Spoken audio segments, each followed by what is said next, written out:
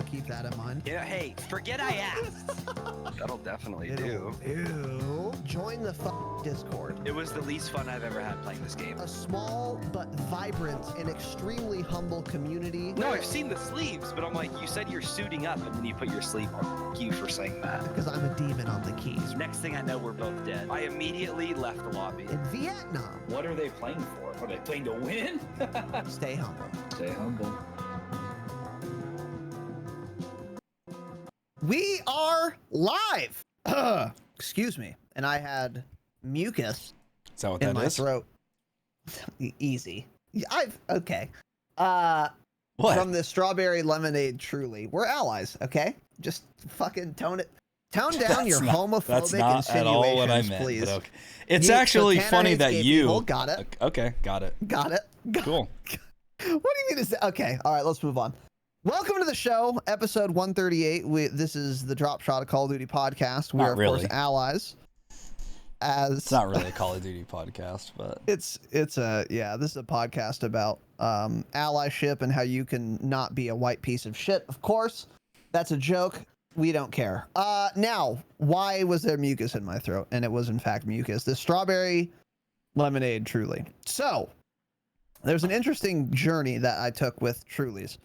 I won't rehash the whole fucking... I won't rehash Brown the whole debacle. But someone, or Tanner was like, Trulies are good. And I was like, cap, because they're like White Claws. Then I tried one, and I was like, okay, they're pretty good. And then everyone's like, oh, dude, the lemonade Trulies are fucking awesome. So then what did I do? I went and bought some lemonade Trulies, right? So I had last night one solitary Truly, the lemonade Truly, and it was awful, frankly. It was not good at all. And I messaged Tanner, furious. I said, Tanner, this is not good. I don't know why you recommended this, but don't do it again. Don't make anyone else suffer the same fate I've suffered that's not this at all what evening you said. by word for word, drinking. but Well, it is. We can check the logs, and I'll edit those in. But Got it. Truly lemonade's dog shit. However, in the little variety pack, we got strawberry lemonade Trulies, and these are excellent. So, well, yeah, regular lemonade anything is awful. well, stop the cap. Lemonade's good. Lemonade's an excellent beverage. Drink water if you're over the age of 13, for sure. I don't drink lemonade anymore, but it is delicious. So stop the cap, number one. But in the case of Truly lemonade, dog shit. Strawberry lemonade, very good. So welcome to the show. This is about Call of Duty sometimes. What's the yeah, other we one? Black cherry, I think, right? The other one in that pack? I think it's black cherry, yeah. That- Maybe. How's Those that one? are the three in the pack. Well, it's way better than the regular lemonade. Yeah, of course I mean, it is. it's much Everything's better. better than that. Yeah. Yeah. I would sooner drink a can of like Jack Daniels that's like out of date than that lemonade Truly. It's really not good. I mean, Jesus. it was horrific to have to endure. It's I finished fine. it. It's I fine. finished it. Got but it. anyways. Welcome to the show. We got a couple announcements. We have an episode today. It's Wednesday, and that means we're doing an episode on Call of Duty. So that's what we're gonna fucking do today, is an episode. But first, a couple little announcerinos. A couple good announcements, I might add. Really? Yeah, I would say so. Yeah, we have some good we'll get into it. Okay. Have faith, little pussy boy. All right, welcome to our new gold fucking patrons. I said I'd get to you. I skipped you Saturday, and what am I doing? I'm fucking getting to you, bud. So our new gold patrons, British Rocker, change it, obviously. Holy shit. Lord Byron, I'm going to omit the numbers for you because you shouldn't put them. Well, it's fine to put them here because I won't dox you because I have a galaxy brain. So Lord Byron, numbers, change it regardless. Josh F. and Eric B. Boys, welcome. Thank you for joining the fucking Patreon as gold patrons. Good men and women there. Probably men, unless British Rocker is a woman, which would, I was going to say explain the name. That's pretty rude. And we are, of course, not. I don't know what's gotten into me today, but I need to change it. So it was a Yeah. joke. Relax. Anyways, thank you, boys and girls. And our new platinum patron, it's Boopsy, upgrading from gold to platinum. Let's go. Some king shit. Now, why might Boopsy do that? Great question. So gold patrons, 4 bonus EPs per month is what they get. Platinum, it's one little step up, one little cute little step up. You get an extra bonus EP per month. And I'm told, to my shock, frankly, Yeah. I mean, to my utter bewilderment, I'm told that the last patron Platinum and Damascus only Q&A episode was something worth listening to. This is astounding to me. It's literally the worst thing I've ever recorded. I mean, and I've recorded a lot of bad stuff, as Tanner knows better than perhaps anyone. That was the worst thing I've ever recorded. I mean, it was awful. Yep. As Tanner was saying in the pre-show, we turned it off and we were like, dude, that was the worst thing we've ever done. I mean, just terrible. So I don't know what is wrong with our patrons.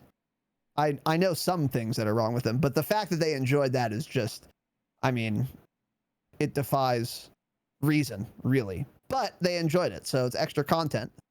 And that's probably why Boopsy upgraded. Or he's fucking just dumb. I don't know. Whatever. Anyways, Boopsy, thanks, dude. And our new fucking Damascus patrons, Jinstar, change it, of course. Jesus, yeah. And by the way, his profile picture looks like the cover of the novel. Fuck. What is this novel called? I don't know. Gone with the Wind. It looks like the cover of Gone with the Wind. It's just some dude standing in a fucking prairie. So don't take pictures like that. Number one, grow up. Unless this is the cover of some romantic novel you're writing. Stop it. But still change the profile picture. And change your name. But thank you for being a fucking Damascus king. We'd love to see that. Also, Phil M and Cool Nerd Guy going up to the fucking Damascus tier. Smart people. Upgrading actual kings. So boys and girls, thank you for joining the Patreon. Patreon.com/the Dropshot. It's how we're funded. It's how we keep doing this show to the degree that we're doing it. And the degree that we're doing it is indeed a high degree. I mean, we got, you know, the 5 bonus EPs, the weekly hangouts, all that shit. And that's, of course, me just trying to scam you and sell you on joining the goddamn Patreon, because it is the best way for you to support. It's best for us and it's best for you. But also, we're doing a lot of content for it. And not it. So, for example, our best of the month video is live on the YouTube for all of the frogs. Even you freeloading pieces of shit. The best of the month video. I'm joking, by the way. It's fine. Relax. It is live for you guys on the YouTube. So dropshot.com. You can find all our links there. YouTube is there. And the best of the month video is there. Tanner, what are your thoughts on the best of May 2021 with the Dropshot? It was a month for sure. It was a month. A lot of good clips in there. Fantastic editing. Like, we'd be talking about one thing on the podcast, and then it's like it would show it happening in our gameplay streams and us like laughing about it and stuff like that. It was the best. And frankly, he ended it with a great little clip of when Raz lost his mind and got like a little clutch and his shirt was off, and it just ends looking at his little tummy. That's how the video ends. I mean, his tummy is just on the screen. So. The tummy is out, dude. The tummy is out. Yeah. It's probably my favorite best of the month. It's fantastic. Yeah. Easily. Yeah. I literally laughed hard when it was the clip of me talking about me jumping in the wall to kill the glitching rat. Yeah. I was like, oh, it's going to be a talk because I clipped it. And he's like, and then Tanner's like, well, maybe it won't be. So I was like, I hate when people say, describe dialogue like this. So he was like, then I was like, so I should be killed by the state. I I said, oh, well, then we'll have a new video editor. So then, of course, from there, it cuts to me doing it, and it was funny. It was very well done. Yeah. It was very clever. He's a funny guy. He's a clever it's cool little because, when you watch these best of the month videos, you could tell Hash, aka Magnolia Road Film Co., change both of them, actually listens to the show and is like actually a fan, because there's like inside jokes in there and shit. So it's very cool. And he's also very skilled at the craft itself of just video editing. Really fucking well done. Yeah. So you guys should check that out for sure. It's on the YouTube. It is in. I have a playlist for like every type of content. So if you just go to the channel, you'll find it in the best of the month playlist, which is near the top. Yeah. So. And of course, if any of you are looking to get married, you're probably not just listening to Call of Duty podcast, but great wedding videos. Magnolia Road Film Co. Check him out. I think that's like his actual profession is like wedding filmography. Yep. Yep. So that explains his prowess. So really, really well done, Hash. Really good job, man. We enjoyed the fuck out of it. I was actually laughing like hard. Yeah. And there were like good moments too, like good like clips, clutches, whatever. So that was very cool. So you guys can check that out. And I encourage you to. And then like and subscribe. Be like Grim, the engagement goblin. Like, comment, and share. Just be an engagement goblin like Grim, dude.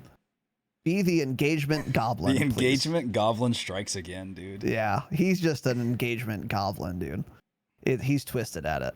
So anyways, that's that. Also, our Rebirth Island Warzone fucking tournament starts in 10 days. Yeah. So if you want to play in it, it's for patrons. That's like the price of admission, sort of. There is going to be a prize. We should probably figure out what that will be. We're going to give a prize. Oh, are we? Yeah. I don't know what it is. Really? I haven't didn't know. even thought about it. Yeah, no, we said we were going to do a prize. We did, but again, this isn't a democracy. This isn't a democracy. Maybe we won't do We a said prize. a long time ago. When we announced this, we never have. I don't know. We'll think about it. Well, yeah, whatever. We'll figure it out. We don't know what it is, though. But anyways, whatever. Nonetheless, that's going to happen in 10 days. So if you want to participate, you have to be a patron. That's just so people don't fucking aimbot or cheat in the tournament. Now, they still could, and it would be impossible to catch them. But I don't think they will. So that'll be in 10 days. For those of you who want to participate, join the Discord. In the Patreon lounge, there's a Rebirth tournament or something channel, text channel. See the pinned message. You can see the details, how to join, all that shit. If you have questions, do not ask me. Ask Gododo. He's the guy. He's the organizer. And if you don't want to participate, cool. We're going to be live streaming us casting it. So some of you may be familiar with, for example, the New York Subliners cute, quaint little Warzone Mania thing. Yeah, it's that cute. they're trying to do. It's small adorable. and cute, yeah. It's small, adorable, it's cute. Now, if you're into that sort of thing, you're really going to love our tournament because it's going to be better in every way. Higher production value. We don't know the prize pool. It's 10 days out. It doesn't matter. We don't know how many people are in it. It doesn't matter. We're not doing a draft live. And they're doing all of those things. But this is going to be an insane production. So I think more of you will be interested in spectating rather than participating. We encourage participation, obviously, but even if you don't want to do that, we're going to be streaming it on the dropshot.com/live, and it's going to be really fucking fun. I'm actually really excited to do this. How much of a disaster do you think it will be? It's going to be a scale disaster. Of 6 to 10. 9.8. Yeah. Yeah. It's going to be a disaster. Like having to pull up people's streams, it's going to be a disaster. But apparently I watch the big tournaments, but I watch it from the player perspective. So apparently when they actually get casted, I guess that's what they do. They just pull up the player streams and cast it from there. So I don't know. It sounds pretty weird, but whatever. Yeah, I was wondering if like we need to go over specifics with that. Like, do we need to say things like, captains, we don't want you to even have a face cam on or anything like that? Do we care about that type of stuff? No, I don't think so. Okay.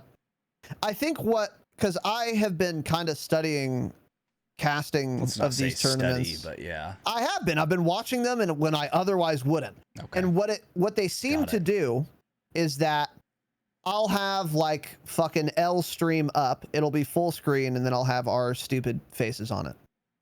And then if I want to switch to a different perspective, I'll switch to like this screen we're on now, so that you don't see me fumbling through fucking Firefox tabs. And then once I'm full screen and ready to go on the next person, I'll say like, all right, we're going to our next fucking asshole, Yeah. Jake. And then like we'll switch scenes back, and it'll look like pretty good. But yeah, the face cam thing, I don't know. Oh, I mean, you know what they do? what? Actually, I think they don't have their face cams at all when they're spectating another stream. I think they just have no, like our faces won't be on the screen. Yeah. Oh, we need to get all that stuff set up, get an overlay and everything set up, or yeah, we need to do that. Cool. It'll be easy, but yeah. Because for that, I don't think we'd use any overlay at all. Actually, maybe a little one, maybe a little banner at the top. Yeah, dude, we should do that. You know what? We should do that. Here's what we need.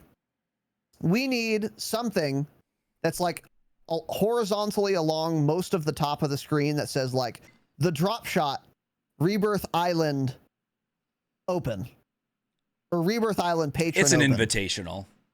It's sort of. I like It's to call it open to invitational. patrons. We'll call it an invitational. It's not, but we'll call it that. Yeah. So we just need that, and then that'll be the only. So we'll basically have a monitor capture, but it'll have that image on top. So that'll be like at the top, Interesting. and then the stream. I think. don't know if our computer is going to be able to handle having 10 plus Google Chrome tabs open with live streams playing.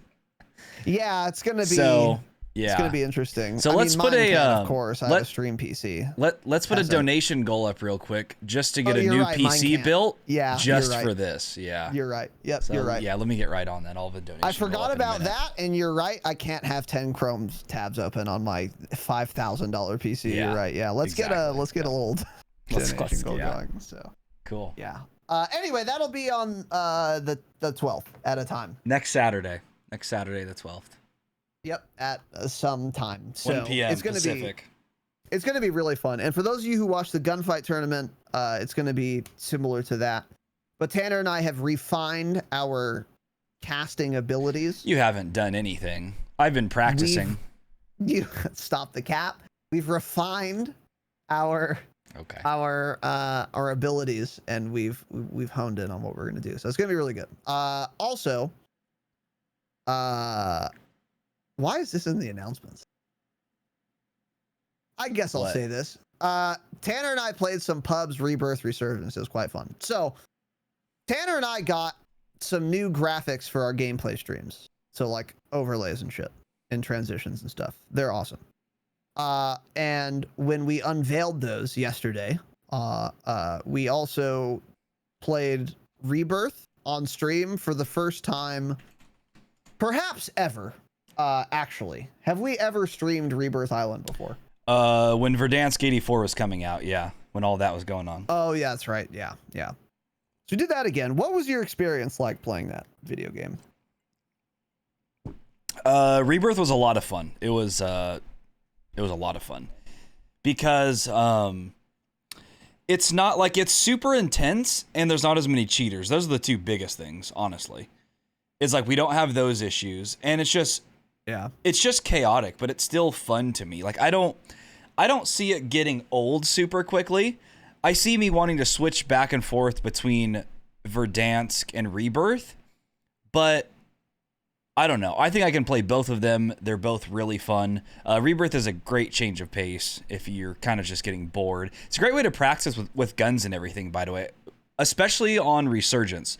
Like using guns you're not that comfortable with, like say the Cold War MP5, if you're not that good with it. It's a great way to learn it because there's a lot of close action. And, you know, if you die relatively quickly or something, you know, you're in a new game and then you can edit your loadout and make some changes to it. So it's a great way to practice instead of like Plunder, where everyone only has one plate basically because they never find any plates. So in this, people are always plated up, and it's a better example of what it's actually like in Verdansk for sure. So I had a lot of fun. I agree. And another thing that was really cool about it was I could see people in the game. Like that's something as a Warzone player that I'm really not used to, is being able to see other players on my screen. That's really cool, actually. I don't know if many of you have played a bunch of other games before, but usually how it works is that you can see enemy players on your screen when they're on your screen. In Warzone, you can't. That's something that's taken a lot of getting used to for me. But when I go back to Rebirth Island, I can actually see people. It's fucking awesome. Yeah. Especially now that they changed up the lighting or whatever. It absolutely looks different. It looks a lot different and it looks a lot better. The visibility is actually like good on Rebirth Island. That's fantastic.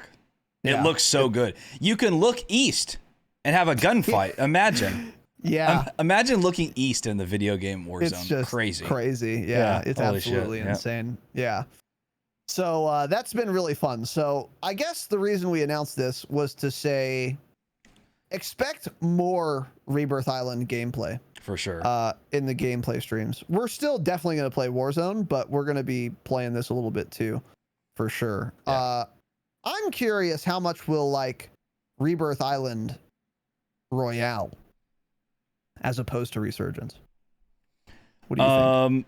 Yeah, like I played it, but it's been a while, honestly. I don't know. I think Resurgence is really fun. I think that's what makes Rebirth feel like Rebirth is Resurgence itself, actually. Not so much like playing Mini Royale, I don't think is as fun. Like, I think of Rebirth and I think of playing Resurgence trios or Resurgence quads. Yeah. Preferably quads. So I like that better. Yeah. Interesting. I'm excited to try Royale. Because Resurgence is really fun because it's just basically like playing multiplayer with armor plates.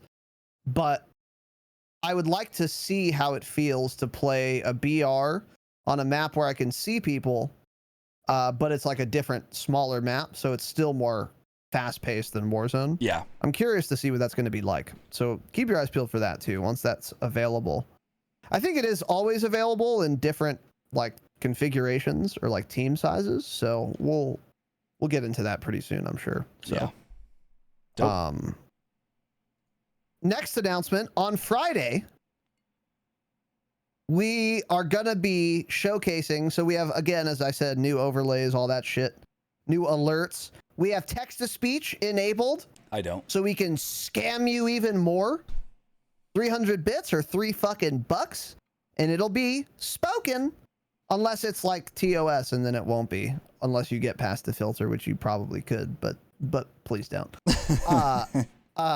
So get scammed. We're fucking XQC now. We're Landmark now.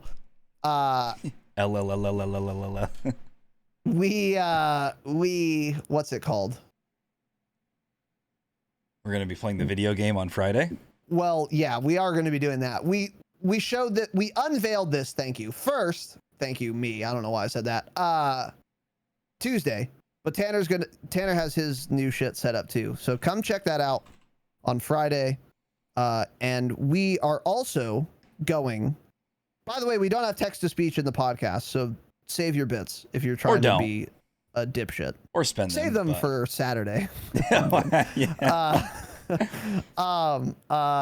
Yeah, on Saturday or Friday, gameplay stream, Tanner will be hosting dropshot.com/live, and we're going to be having a special guest you've never seen before. Tell me, what are your thoughts on this special guest, Tanner? All I know is, I'm not kidding, I would be shocked if we didn't win 95% of the games. We simply aren't going to lose, right? How are we going to lose? Of course, true. How are we going to lose with the squad we have planned? Yeah, we have quite the squad. I mean, we were planned. playing with the B squad, you know? Me, you, Goat, and L. L is 400 meters away, opposite side of the island every fucking time, and we still won every single game just about, you know? Yes. I mean, we're not going to lose. I don't know what to tell you. Yeah, true. I'm very excited for this special guest.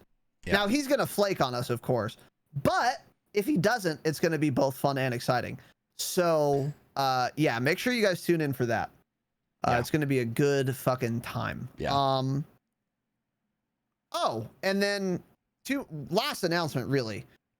Many of you have been asking what's your fucking loadout? Make a loadout spreadsheet. Like I work in a cubicle. Which is a fine idea, but I haven't done it yet. However, today, doing some research for the program, I was watching a True Game Data video, and he was talking about how he is working on player profiles for his website, where you can like make your account on truegamedata.com public, so people can go to your profile on True Game Data and look at all your class setups. And that is what we are going to probably be doing for your what are your attachments needs. We're going to make a profile. We're going to make it public. We will edit it there, and then you can fucking pull it up. So I thought this was a really cool idea because it shows like stats and shit too. It's actually very cool. Now, I don't know if Tanner knows how to use a computer and can pull this image up. So maybe he can, maybe he can't. But if he can, then you can take a little sneak peek. I just took this little snippet let me from his video. Just change the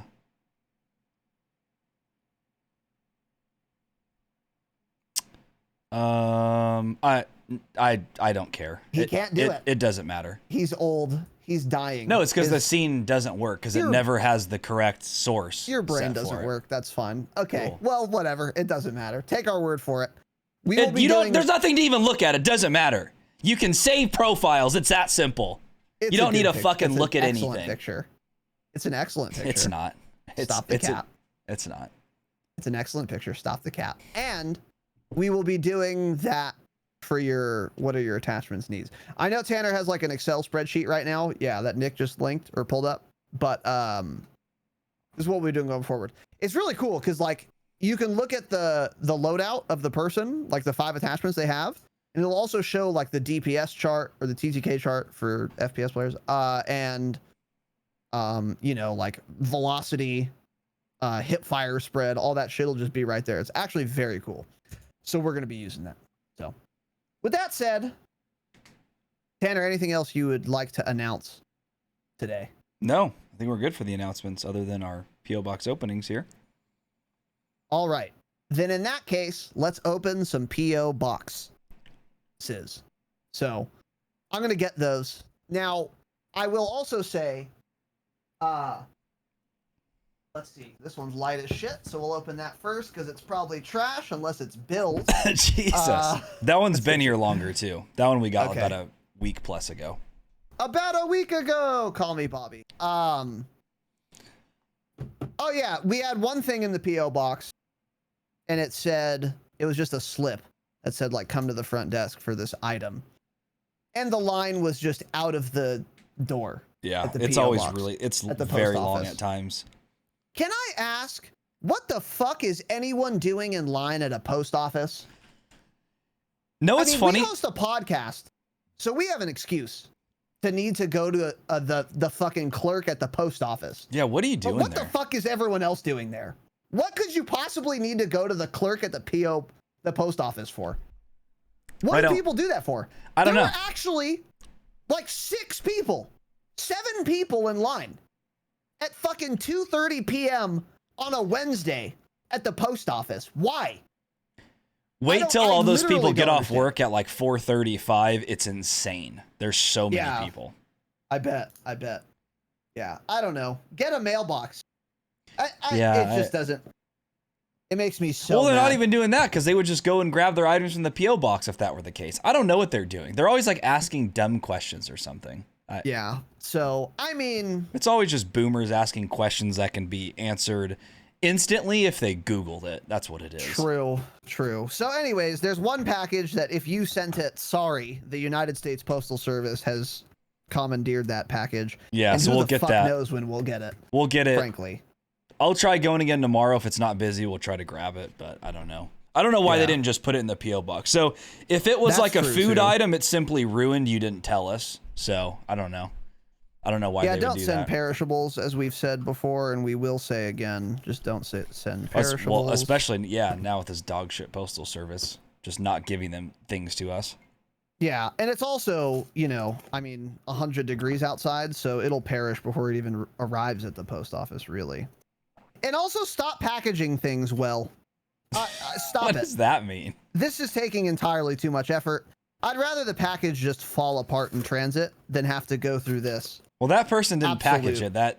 They don't package anything. It ships from like Amazon and other places. People Well, don't fuck care Amazon. about us enough to package their own packages. Bro, look at this. There's twine. Amazon. That's a I've got tape. many Amazon packages. That's a tape. Amazon does not use twine. That's packing okay? tape. Nope, it's twine. Stop the cap. Got it. Yeah. It's twine. It's that simple. Okay. So by the way, this was addressed to Casey. Okay, so that's me. Is it? That is me. This is a. Show it to the camera. It says fragile on it. Oh boy, I don't know what this is. Oh God. So let's find out. Oh boy. Maybe it's fleshlight number 2. It kind of We'll looks see. like it. Yeah. It is cylindrical, so it could be. Or it's a poster, maybe? Oh, it's fucking glitter, dude. You son of a bitch. Now, luckily, I opened this over my trash can because I had a feeling. There's a little bit of glitter here, but Jesus Christ. I mean, most of it is in my trash can. There's a magazine I got, in fact, from the post office, and you can see it there. Oh, Maybe it's you all on can't. it. Fantastic. Yeah, so I put that in the trash can. So So it's Cool. right in the trash where it belongs. yeah, so good one, bud. Get fucking scammed. Yeah. Interesting. That's Yeah, a it's pretty got cool the little little- device. It's got the spring. Now, it I- should have been a pipe bomb. I was frankly. gonna say, I wish it were a bomb. That would have been Yeah. better, but It should have been a bomb. You so. know. Anyway, all right. Well, thanks. Good one, bud. And then this next one is very heavy, and it is addressed to the Dropshot podcast. ooh, this Let's may see be what from the fuck this'll Slivo. be. He sent something that I know is getting It here on is. June 1st. Super heavy, actually. When did this arrive? Do you know? Let me check the DMs. I think it Oh, maybe arrived it is yesterday. Amazon. Yeah, I guess it was packing tape actually. Yeah, half of it was delivered yesterday. The other part is coming in a few days. Oh God. Okay. Well, this is for you, bud. You will for sure knows who This gets is what. That's for what he you. said. Well, yeah. Okay. So first, this is for Tanner. This is Fancy Feast cat food. Let's go.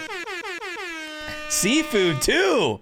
Balling Seafood out, dude. grilled collection. So Oh my God. They're going to be balling the fuck out. Let's go. just ballin'. And then also we have, let's see here. Oh, a thermometer. Let's go. You got it. I got the thermometer, boys. Open Let's it up. absolutely fucking go. Open dude. it up. Oh yeah, I wonder if I have to like put batteries in it or some shit. Oh, there's 2 thermometers. Let's go, dude. Nice. All right, so let's see. I can put one in my room then too. I wonder how these work. It did not come with instructions. Well, you simply hang it up. I Or mean, set is it like somewhere. already working? I So don't know. right now it says 81. That's about. That's probably about right. Yeah. Jesus Christ, that's awful, dude. Oh, it's the worst. And the other one's a hygrometer. I don't know what that word means. But that says 42. I'm assuming that's like humidity or something. Interesting. So, cool. Anyway, yeah. Nice. I am going to have to figure out how to hang these up.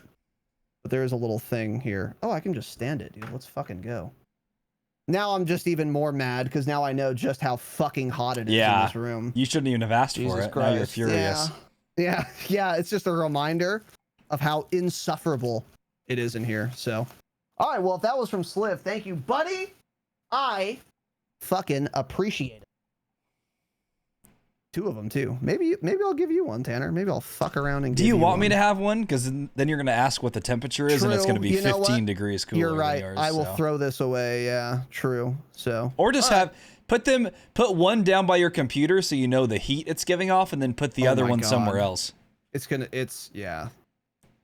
I guess it like comes with batteries. Whatever. You don't. Anyway. Yeah, it's a thermometer. You don't need batteries. I'll take it. I'll take it. Sliv, thank you, buddy. I appreciate it. Now I just need that fucking razor, dude. Then we'll be all set. I'm gonna have to buy one soon if you guys don't fuck around and give it to me. Now my cats can eat too. Let's go. Thanks, buddy. Yeah. For a week. You have 90 of them, so. All right. That's Got it. Anything else, Tanner? Nope. All Jesus right. Christ. 45-minute announcements? 35. That's how it normally goes. So, Got it. you know the vibes.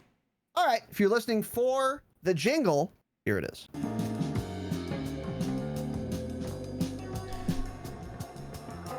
By the way, maybe the item they're holding is the pipe bomb. Could be that. The one they didn't give us, they said come to the front desk. It's probably because that one's the pipe bomb, yeah.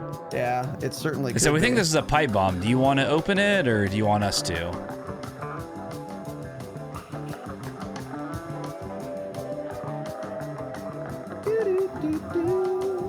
Yeah, I don't know how a thermometer works.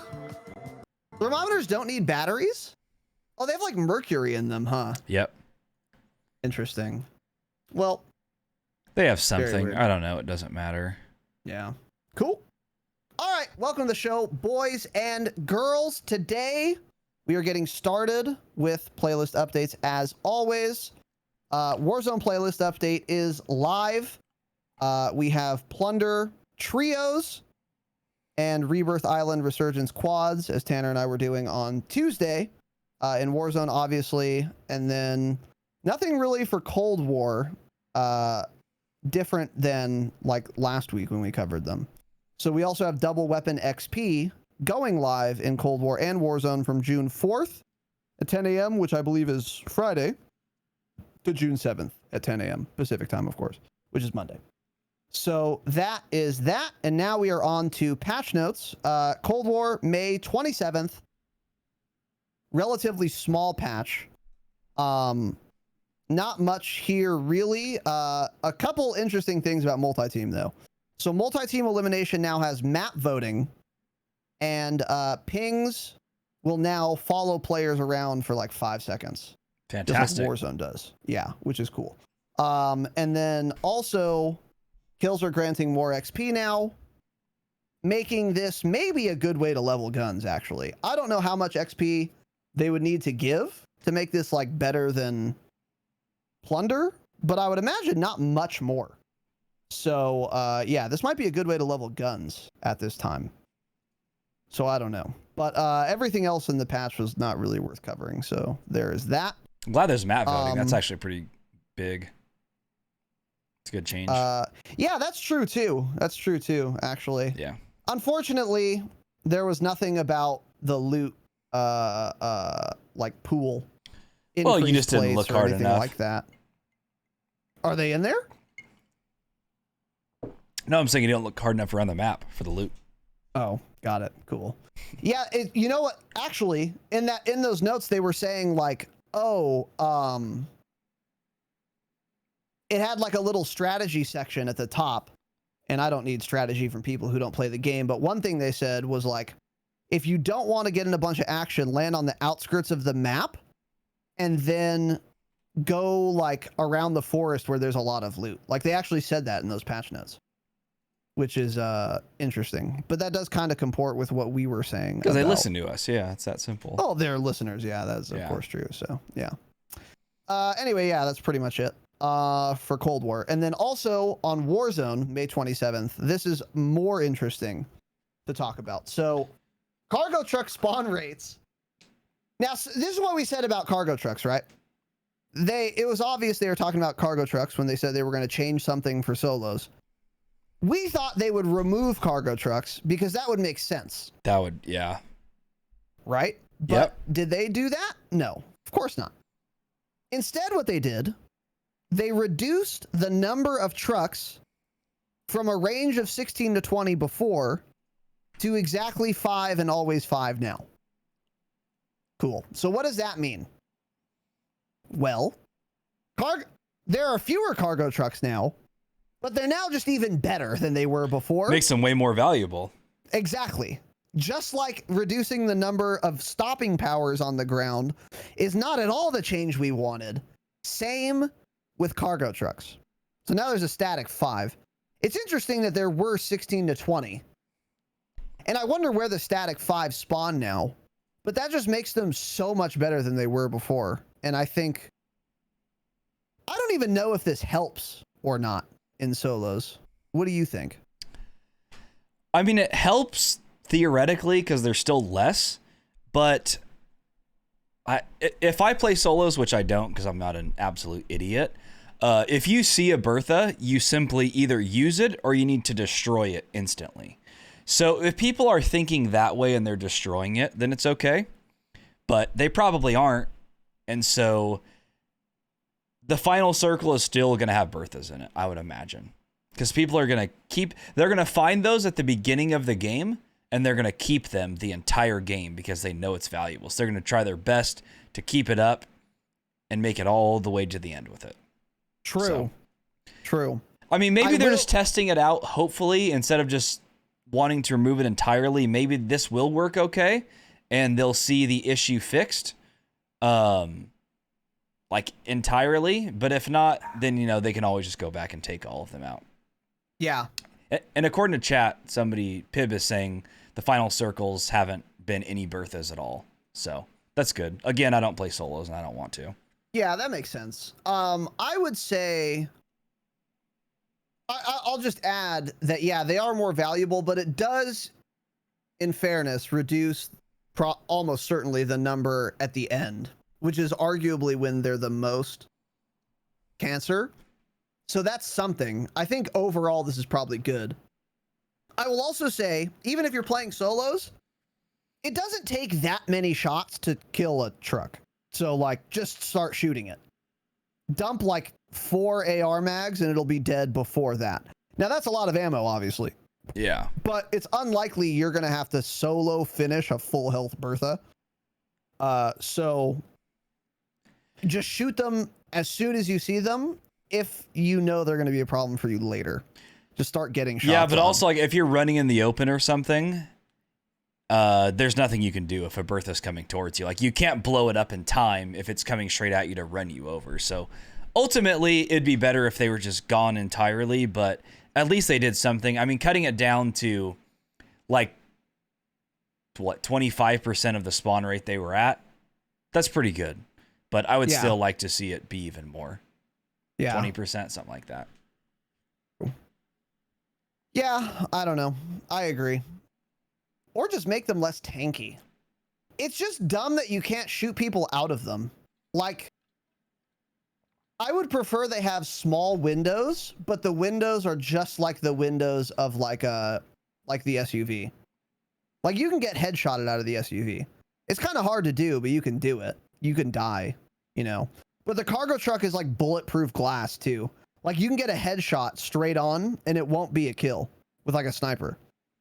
Like, you just can't do it. Yeah, I think that's kind of really needs it's to super change. messed up. Yeah. Yeah, for sure. So that's what I would say about that. But anyways, also fixed a bug where vehicles could down or kill squad mates. So that's good. I'm glad they fixed that. Supposedly they fixed it, so we'll see. And then the AMAX was changed pretty substantially. So the headshot multiplier decreased from 1.62 to 1.5. So this is just another nerf on the back of its last nerf. And this is what they said about it. The AMAX has continued to display disproportionate levels of dominance over the long-range assault rifle space. As we continue our efforts to slowly raise the time to kill, we feel the best course of action here is to reduce the power level of outliers rather than increase others to meet it, which I kind of agree with. We believe it will take some time to adjust to a landscape where the AMAX is not the undisputed king of long-range automatic weapons. It already isn't. You did enough. But we feel like this will be a net positive given how many more weapons we expect to be introduced into viability with this update. Our hope is that this change will present players an opportunity to showcase and expand their mastery over a multitude of weapons. Okay, so Tanner, headshot multiplier 1.62 to 1.5. What are your thoughts? It's a nice little subtle change that's not going to just completely destroy the AMAX. Because as we said, the AMAX should still be good. It's not the easiest gun to control. It's also not really that difficult to control. I don't care what people say. True. It's not that hard to control. I guess maybe if you're on fucking 40 field of view on a console, then it's hard to control. Yeah, because the recoil is going to seem like it's a lot worse. But it should do more damage because it's more difficult to control. But this headshot multiplier, that's not that big. 1.62 to 1.5. I mean, that's hardly anything. So I think this is fine. I don't know. It almost, I don't even know if it needed to be done, really. But also, it's like when you're shooting at range like that with an assault rifle, I feel like you're not usually hitting headshots anyways. At least I'm not. It's not like it's a Car 98 at 100 meters. You're shooting, and if you get a headshot, then it lands a lucky headshot. But it's like you're not specifically aiming for the head whatsoever usually, which is like that's when the AMAX used to shine, is at long distances. And so it's not even really going to affect anything there, I don't think. So I don't know. The gun doesn't feel any different for me at all. I also haven't been using it a ton since this. I've been using the Cold War AK more, but felt exactly the same to me, really. I've still been seeing like plenty of people use it. I like this change. I like this change. I don't know what this means for like how many more headshots you need now to get the same time to kill, or if it's even possible. Because if this increases the number of shots to kill possible, then it's like pretty impactful, but also not a total nerf. So I like this. I agree with you. And at long range, you're not really going to be landing like a ton of headshot. I mean, you kind of, I don't know. I like it though. I mean, people are still using it, but it doesn't feel super OP to me. Like when I die to it or kill with it, it feels just like it's like a good gun. It's still what all like the pro players are still using right now. So yeah. So it's still good. So I like this change for sure. And I'm a fan of it. So that's what they did to the AMAX. Farah 83. Recoil pattern adjusted, which I believe they meant buff. And then hip fire spread increased. So worse hip fire, but better recoil. We have not yet settled on the identity of the Farah 83. We'd like to see it as a long range, viable AR. And in that light, we have smoothed out its recoil to be easier to control at range. We're also increasing its hip spread so it's slightly less effective in close quarters. That's cool. So they're just trying to like make this a weapon that's just not going to be that good up close, but it's going to be really good far. Yeah, who is hip firing with the Farah though anyways? I mean, no one actually hip fires with it. That's true. Ever. But if you like start shooting and someone's like up close to you, your hip fire spread does matter in that case. I see what you're saying, but I like this. I don't see anyone use the Farah though. What they need, dude, what the Farah might need more than anything is a fucking faster reload time, actually. The Farah has awful reload. That is very true. Yeah. That is very true. It's like really bad. Like I like it when I get it as like ground loot because it's really good. It's strong, but the fucking reload is so dog shit. Like it's crazy. I don't know what LMG. the actual time is, but I swear it feels like it's a full second slower than like an AMAX or something else. That's why I really like the Cold War AK right now too, is because its fire rate isn't insane, so you don't blow through bullets that fast, and it has a super fast reload time. Like it's just perfect, and that's what the Farah needs, is a better reload time. Yeah, but yeah, I think that would be nice. The Farah is looking good right now. I've always preferred the Farah to the Krig. Something about the Krig I simply hate. I don't like how it sounds. Weird. I love the Krig. I don't like how it looks. It just bugs me. So I like the Farah. I like the Farah a lot better, but still, it's been hard to use this with how much fun I've been having with the Cold War AK. Because like, we'll talk about that a little bit more when we get into the optics here. But it's just so smooth now, and I don't see any need to even use a different assault rifle right now, honestly. Yeah, true. The Cold War. Do you think the Cold War AK gets a nerf soon? No, because there's still not that many people using it. Because people don't know to try it or anything, really. So it's simply being underutilized. I mean, it has way less recoil now. A Cold War AK with an axial 3x optic on it has way less recoil than an AMAX with a VLK on it. So if you don't like the AMAX because you think it has too much recoil, use the Cold War AK because it's even easier to control. True. A lot easier.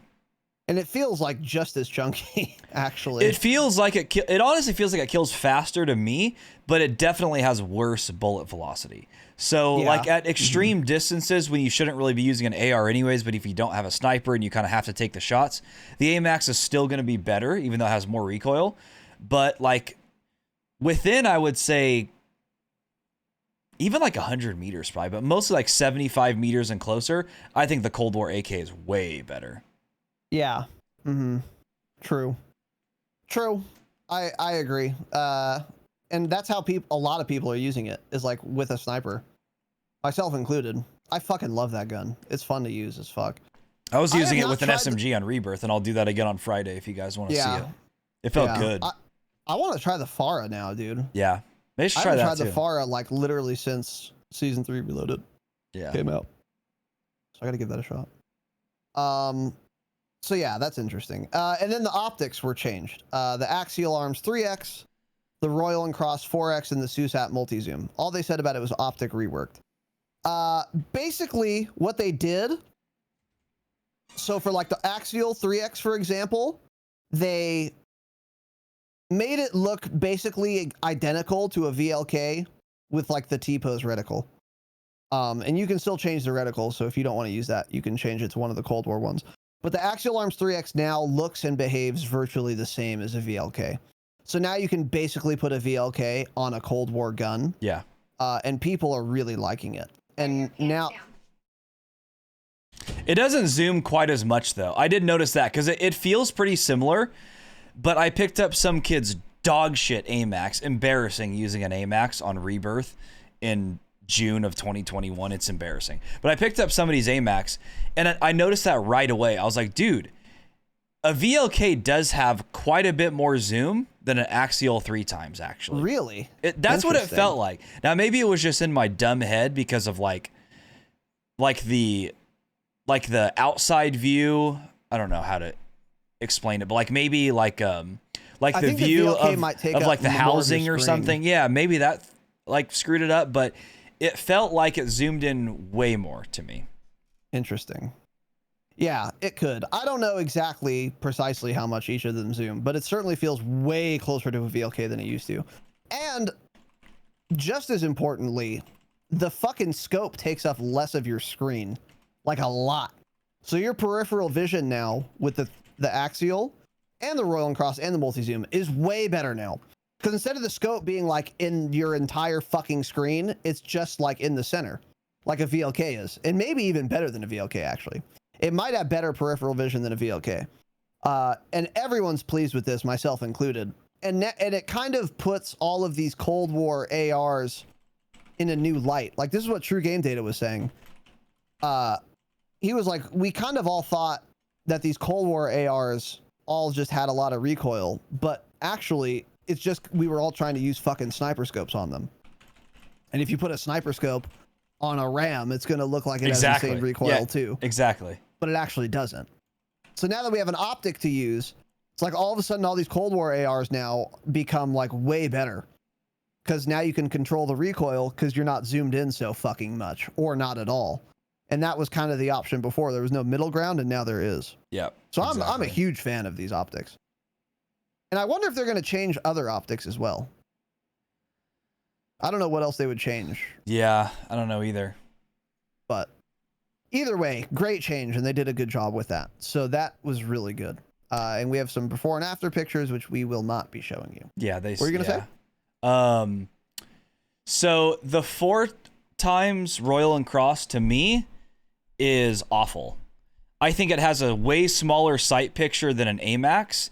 And so I feel like it zooms in more and you have a smaller sight picture. So it makes the recoil seem really bad. Also, what do they say is the high zoom sensitivity multiplier? Does it say that in the settings? Because the 4 times definitely has the high zoom sensitivity multiplier. Really? I noticed that immediately just from a gun I picked up. So this isn't confirmed, but it sure felt like it. So if you use a lower sensitivity, for the high zoom multiplier. Like if you use a sniper, you can set that to what is default? I guess it's just 1.0. So you can set that. A lot of people said it's like 0.8, 0.9, so that when they're zoomed in with a car, you have lower sensitivity. I'm pretty sure the 4x optic takes that into effect. So you may, if you're using that optic, you may want to just get rid of that multiplier, because I felt like I moved way slower when I was trying to aim around with that optic than I did a 3x. Now maybe it was just in my head because it was zooming in further, but it definitely felt like it was slower all around. So it says in the settings, so yeah, check that for sure. That's a good point. Yeah, so I think the 4x optic is awful, and I strongly would recommend not using it ever. Interesting. I mean, I'm never going to use it. And I didn't equip it. I was just using guns that I picked up. Yeah, the really side picture is definitely worse too. For sure. Yeah, way worse. Yep. Yeah. So, anyways, that's all in all very good change. Yeah,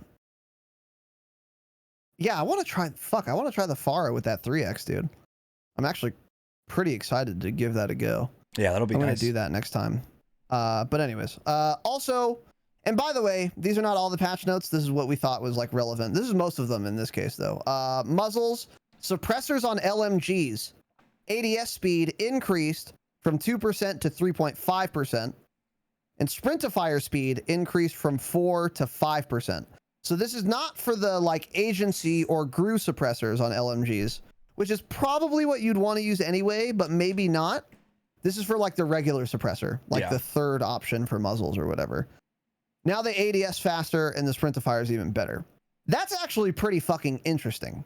And especially now with like the 3x not zooming in fucking 80 times, that might make LMGs pretty disgusting. Because even before the optic rework, these were really good. And now it's going to be like super easy to control a fucking RPD or a stoner in Warzone with like a workable optic. And then you could even fuck around and throw on this suppressor and get like faster ADS time. That's actually kind of crazy. A stoner's probably nutty right now with the 3x. Yeah. True. Holy shit, I want to try that too. I just thought about that because of this note. Yeah, I mean, just this optic change affects like all of the Cold War assault rifles and the LMGs by quite a bit, really. Because yeah, this was like, that was the issue with them all along, is like the guns themselves don't really have too much recoil. Well, some of them do, but it's just the fact that you were using a sniper scope on all of them. So yeah, a sniper scope on a stoner, of course, it's going to be a little hard to control. Yeah. You know? Yeah. And it should be. Agreed. That'll be interesting. I'm excited to try that too. It's too bad that like 5 milliwatt on an LMG isn't like a tac laser like it is for snipers though. Yeah. Although I'm actually kind of glad because they would just be so busted at that point. Yeah, right. The LMGs are so good. But anyways, also the new AMP 63 pistol is now available in Cold War and Warzone. Now I haven't seen it fucking once in Warzone. Nope. And I have a couple reasons why that might be the case. Number one, here's how you unlock it. Get 5 kills with a pistol in 20 completed matches of Cold War. Now, that's probably 4 hours of game time. That's awful. That is so much, dude. That is a lot of game time. Yeah. So that's a change it for sure. I don't know why the fuck they did this, but you absolutely do have to complete the matches. I'm like 10 out of 20 of the way done with this. And it won't even show the progress until the match is over. So you have to like manually count like an asshole 5 pistol kills. So that's probably why no one's been fucking using it in Warzone yet, is because they're like, fuck it, I don't care. I'm not unlocking this. But also what I've heard is that it's not very good in Warzone either. But I haven't really seen or heard much other than that. Which means it's dog shit. Yeah. There. I've heard it's really bad from what I've seen. I know actually Jay got put out a video on it. I didn't watch it though, but I saw was I watching that was using it? I think it was just a clip that I saw. It was awful, dude. The time to kill, I'm not kidding, looked worse than a ground loop Milano. It looked so bad. Which is fine and great in my opinion. It's fine and it's great. So I like that. I don't want a busted, fully automatic pistol again. So Yeah. cool. But that just means with all the weapon balancing they've been doing, that just tells me that it'll receive a buff at some point. It'll Well, no, yeah, like it'll no, it'll probably actually get buffed, but not to the point that it's overpowered. Yeah. It'll have something like how like the Psychov does a ton of damage, but like you keep complaining about, it has horrible mobility. Dude, it's really bad. So it'll it'll probably end up being something like that at some point. They'll nerf it, and it's still like you won't see people using it, but it will be like somewhat of a viable option. Yeah. Mm-hmm. Yeah. Yeah. That, which is good. I want it to be worthless, which it apparently is. So that's great. Yeah. Fuck automatic pistols. Take them out of the game. I kind of like, and it's probably Raven is like, we're not, I don't care if this is good in Cold War. We're not doing it for Warzone. It's just, I'm not doing it. So that's good. And now just one hidden patch note I wanted to go over. Exclusive Ace on a hidden Bullfrog nerf. He released a video. This will, of course, be in the show notes. And not really much to talk about other than this. The bullet velocity used to be 520 meters per second base, and it is now 350 meters per second base, which is dog shit. Awful. Now, you can improve that velocity with barrels and with like an agency suppressor, but still really bad base, and you can only improve it so much. And one thing he was saying, he was like comparing it to the LC10. And Ace was like, yeah, after this, it's just, there's no reason to use it over like an LC10. LC10 is just better now. Now, I don't know if that's totally true. I mean, why is Jake Maulding? Jake hates the LC10. Well, interesting. One thing the Bullfrog does have, though, is an 85 round magazine, right? So it still has that going for it. True. I wouldn't say it's unusable. And also Ace, it's an SMG. Yeah. Bullet velocity isn't nearly as important as on a sniper rifle or an assault rifle or something. But that's a big hit going from 520 meters per second down to 350 base. Which it kind of makes sense because what people were using the Bullfrog for, because it had low recoil and was easy to control, is that it was kind of like a longer range SMG. True. So good point. Essentially it's now just going to be better up close still, but not so much at that range. Yeah, I would actually rather see it compared to like a Mac 10, because the Mac 10 is definitely used more often, and that you can reach out pretty far and hit people with. So I would have rather have seen him compare it to that. So that'd be interesting. I don't know what the Mac 10's base velocity is, but it doesn't seem bad at all. So I would imagine now the Mac 10 is even better at range than the Bullfrog is in terms of bullet velocity, if it wasn't already. I would agree with that. And Ace made an interesting point. He was like, Raven has not been doing hidden patch notes lately. So this was actually probably just like an accident. So it might get changed back or boosted a little bit. Now it'll be on their radar too. So they will probably change this pretty soon, I would assume. Because I think this is like the lowest velocity of all the SMGs. There's just no reason for them to do that. Yeah, like when things change or like when things are bugged and they supposedly didn't know about it, they have done a good job recently of pointing that out, which there's actually something in the news here that we'll get into that's, a topic like that kind of.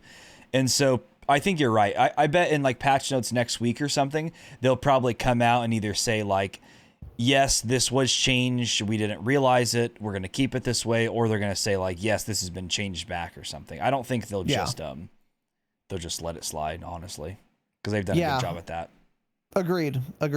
And so that's pretty much it for patch notes. And I would say on the Warzone front, pretty much all good changes other than that hidden one. But that, I suspect is probably an accident. I agree with Ace on that.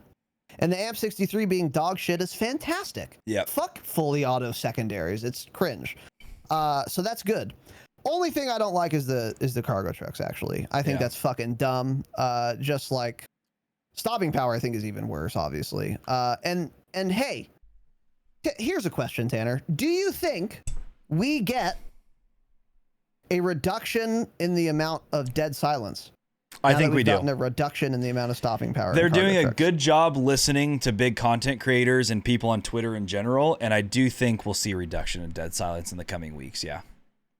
That'll be fantastic. Really? I agree with you. Now, personally, since they did the stopping power change, I have not found stopping power once. Of course, I've been killed to it 10 plus times. Yeah, I of course. literally like have not found it, other than when you do, when you unlock the vault in Downtown Plaza. That's the only time I've found stopping power since they've nerfed the ground loop for it. Well, when you do all the work to get into the vault, specialist isn't good enough, so they have to also give you stopping power. Yeah. I mean, come on, Tanner. I mean, you have to loot Come 3 on. boxes. It's insane to do. It's really hard. It's just so tough. Yeah, and specialist isn't a good enough reward, so they give you, Yeah, so change it. And I did say it will be excellent when they reduce dead silence. I'm actually not so sure about that. I think it'll be better, kind of, but then it just makes dead silence even stronger. And then if someone else has it and you don't, it's just so dumb. I wish they would just take all this shit out of the game. Yeah. But whatever. I agree. It is what it is. Overall, good changes. So next part coming up here is news and upcoming changes. Not a ton to go over, but a few little fun and exciting articles to cover. So the first one we have here is simply, we've already talked about it, but I want to bring this up again. It's from Charlie Intel. It's an article. Warzone players call for developers to nerf the sun on Verdansk. You don't say. Hey, you don't say. Yeah. I mean, I can't look east, right? So the Warzone sun glare is still a massive problem. I said last week, I think, during the pod, that I think we will see rebirth lighting on Verdansk sometime soon. I mean, we just have to. Rebirth looks so good. Rebirth actually looks excellent. Like it doesn't even feel like a Call of Duty game anymore because the visibility is so good. It looks fantastic. I really love good. Rebirth in its current state. So I've noticed on Twitter more and more content creators are calling for a complete lighting overhaul. And I feel like personally this will undoubtedly lead to changes in the lighting, even if it wasn't, on their scope of things to do. Because Raven has done a really good job listening to feedback.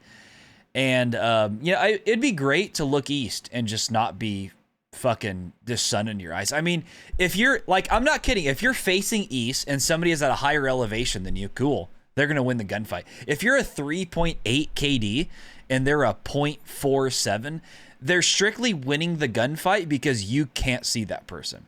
Actually. So there's no skill involved there. I mean, that's more randomized to a BR than fucking stopping power and dead silence, right? I would rather have the lighting change before I want to see dead silence removed because it's that bad. It's horrible right now. So, yeah, I've seen a bunch of the huge content creators recently on Twitter talking about this. So I do think this will lead to a change. It's just kind of, I don't know when. Last week I said I thought it would be like within a month or so. I don't think that's too much to ask for because I feel like it's not that difficult to do. So this simply just needs to come ASAP. Do you think asking for like a month from now is too soon or what? Do you think that's doable? I think when you were talking about how doing it on Rebirth was like their trial run, I think you were probably right about that. So I don't know how hard it would be. Seems like it wouldn't be that hard, but I'm not a fucking developer, so I don't exactly know. But I think it would be really easy because I think how these games engines work is they have like their own internal like physics. And I would imagine that applies to like lighting. So what they could do is just change like the properties of like the sun object on the map. And whatever they did to Rebirth, do the same thing in Verdansk. I can't imagine it's much harder than that. No. Now, I don't know for sure, but I think it would be relatively easy to do. So I think also, like you said, they started on Rebirth to see how it would turn out, because way fewer people play it, and if they fucked it up, it wouldn't be that big of a deal. But everyone's been saying the Rebirth lighting is amazing. So if they're paying attention, which Raven appears to be, then I would expect it actually... I would hope for it pretty fucking soon. Who knows with Call of Duty? I've been shocked by Activision before, obviously, for the worse. But I would be more surprised if the lighting never changed in Verdansk than if it did. Yeah, I agree with that. Just because they've already done it on Rebirth and everyone loves it. Yeah, it's like, why would they just change something on Rebirth for the better Exactly. and then just leave Verdansk with shit lighting? It doesn't make any sense. Exactly. So Yeah. it'll change at some point. It's just a matter of when, and I hope it's very soon. Like, for me, this is an absolute priority. This will entirely change the map. I mean, this seriously will make this will make me have to change my NVIDIA filters. Because it's like, it'll just mess everything up again. So it'll be great. I hope this is changed, like, tomorrow. I can't wait for this. I know, true. I'm really looking forward to this hopefully coming sooner rather than later. The only thing that I'm like did they announce they were changing Rebirth lighting before they did it? Nope. I don't think they did. Didn't say a goddamn thing. No. I wonder if they were going to change it in Verdansk, if that's something that they would announce, because they teased reducing the number of Berthas and solos, Right. which is such a weird, like, odd. Yeah, like people hate minor-ish. that, but why tease that out of everything? Exactly. So if they're going to tease that, I would imagine it would make sense that they would definitely tease, hey, by the way, you'll be able to see people in Verdansk now. But who knows? One would I don't think, know. right? I don't know. And also, they did try to make it, because I remember them explicitly saying, like, oh, we're trying to improve visibility with Verdansk 1984 and make it easier to, like, see people in, like, dark corners or whatever. So to their brains, they might think, well, if we make it less bright, it'll be harder to see people. And that might make them hesitate on doing it, because they would see that as, like, going against what they were just trying to do with the new map, which is, like, increased visibility or whatever. I don't know if they would think that, but they might. And that might be a reason why they don't ever do it. I don't know, unfortunately. But again, I still am holding out hope. I would also say if we don't see it in a month, I don't think we ever will. So That makes that's what sense. I would say. I wouldn't say Yeah. ever, but if it's not this should be an absolute priority for them. So I agree. Yeah, I agree. it's a no-brainer, honestly. True. So Real yeah, and true. let's get that changed here. Next article again here from Charlie Intel. Warzone devs confirm fix for NVIDIA DLSS breaking players' aim. It was either last week or like 2 weeks ago we talked about, JGod put a video out showing that this is just embarrassing, frankly. Showing that True. DLSS was causing your bullets to hit a different point than where your reticle was aiming. So this almost affected, I think, all of the DLSS settings, but it was mostly apparent with balanced and quality. It's like you would be aiming at one dot and your bolt would actually be hitting off to the right. And that was like, JGod tested this at about 20 meters out. So if you're 100 meters out and you're aiming for their head, the bullet is simply not hitting their head whatsoever.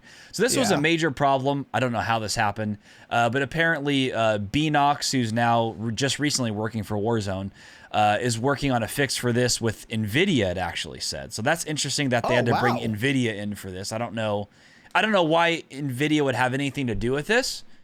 I mean, yeah, they're the ones that have the DLSS, but this is Call of Duty devs that fucked this up, right? Because this has never happened with any other game that has DLSS, yeah, that's I'm sure. weird. That is surprising. So that's a little that they would odd. bring them in. Yeah. But like back to what we were talking about earlier is that like they brought this up only because JGod made a video about this. Yeah. Which goes back to that bullet velocity thing with the Bullfrog. They'll probably mention it now that Exclusive Ace has put a video out on this. So it's a good thing JGod put 100%. this out. I don't use DLSS. For those of you that don't know, it's for PC only. If you have an NVIDIA graphics card, and I think they have to be new NVIDIA graphics card. I think it's 20 series and up. I believe that's correct. Yeah. So 20 and 30 series. RTX cards. So Yeah. yeah. And it basically, you're getting more frame rate than you otherwise would because it's kind of like downscaling your resolution. And then like it's trying to make it look like a true, say, 1440p when it's not. But frankly, it doesn't do a very good job. It looks like shit anyways. I don't think a lot of people run this. But so the people that were or are still running this in balance and quality simply don't use DLSS. Do not use it. Remove it. You don't need to, because you're not going to hit your targets anyways. Yeah, we did talk about this being broken, and it is good. I mean, JGod and fucking Ace and True Game Data, since Warzone came out, have done a lot for this game, because they'll expose problems that the devs literally are unaware of, and then they'll get fixed like a week later. Now, when Infinity Ward was at the helm, they would fix the problem a week after Ace exposed it, and just not like, they would just pretend like they just like figured it out on their own. They didn't. And Raven, to their credit, is doing this fucking things up less often. Oh, and yeah. Far less. Shout out to they're Ashton acknowledging, yeah, enemy of the pod, and they're acknowledging that True Game Data, Ace, and like JGod do these things. So it's very obvious and explicit that they consume their content. Like Raven literally added all three of them like 3 weeks ago. Which is cool. Hey, turns out it's good to talk to your consumers. That's fucking crazy. Yeah, who'd have thought? Yeah, exactly. So JGod once again just fucking giving the community more. He's a developer liaison basically. He's like, hey guys, it's a problem here. So Raven's gonna come in to fix it now, which is good. Unfortunately, with DLSS, as Tanner said, it kinda doesn't work well on Warzone. It works well in Cold War. I use it in Cold War, and it looks good. But in Warzone, it's not worth using anyway, so I don't think this really matters that much. But for some of you, maybe you prefer it. However, if you're using the third or fourth setting, change it, at least until this is fixed. Yeah. Because your bullets aren't going where you think they are. Yeah. So if you're wondering why you're hitting or why you're missing all your shots, that's probably why. That's probably it. I mean, just turn it off, right? Yeah. Okay, next article here from Charlie Intel. This is interesting. Wow. So this is kind of funny to me. So this was an article titled JGod reveals the loadout with the highest KD in Warzone Season 3. So I took this and I looked at it and I went a different direction with it because JGod was talking about like the best weapon classes for the AMAX and the LC10, and he was going over, I think, like an AMAX loadout if you're on console, where it's like you don't use the commando or something. I don't know. I didn't really pay attention to it. But what I did take from this is he quoted Warzone Ranked, which is wzranked.com, which they show you like the most used weapons in Warzone. They show you what like the highest or what the average KD is for all these weapons, what perks most people are running, and it gives you some great data. So wzranked.com, great source. Of course, they follow us on Twitter because they're smart, at the Dropshot Pod on Twitter. So I was looking at this, and frankly, I'm fucking shocked. So Really? There's something you can look at here. That's their primary weapon loadouts, and it shows you the most used weapons in Verdansk. So let's talk about something here. And if Okay. you guys fall into this category, quit listening to the pod because you're not doing a good job. Yeah. The number 1 and 2 most used weapons this week in Warzone, completely understandable. Car 98 and the AMAX. Let's get to the number. Is weekly? This is weekly. Let's get to the number 3 though. There are people out there in June and May of 2021 still using the Kilo in Warzone. Are you kidding me? By the way, Tanner, What can you are you share the doing? KD? Can you share the Oh, KD I'll get right ratios? into it. Oh, believe me, I'll get right into this. Holy shit. If you're listening to this and you have a Kilo loadout right now, pause the podcast, pause the cast, as our friends likes to say. Open your video game, get rid of your Kilo class. It's simply a dog shit assault rifle to use. It's awful. Yeah. So, True. the Kilo is apparently the number 3 most used gun in Warzone. Are you guys fucking dumb? That's Answer me. crazy. Are you, hey, you, are you dumb? You're using the Kilo. Are you fucking dumb? Because you need to stop. True. I mean, this is just awful.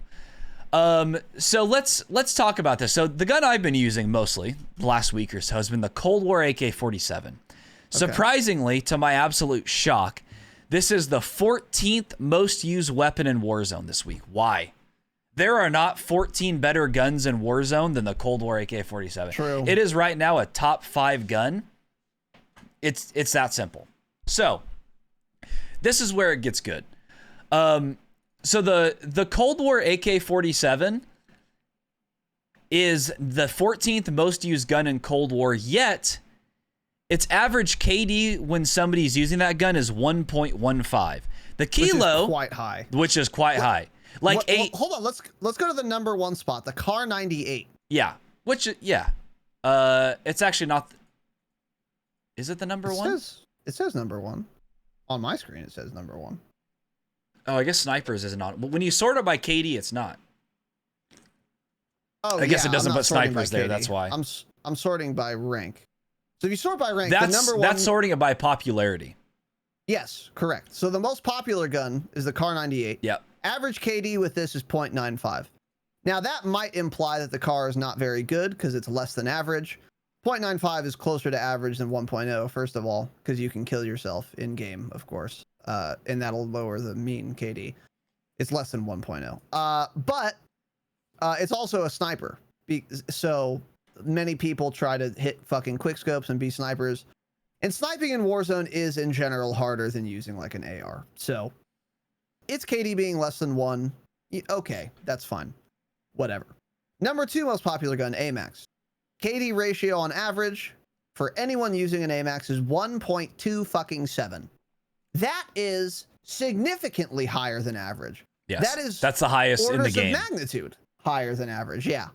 So that makes sense why that's popular, because it's good. Okay, cool.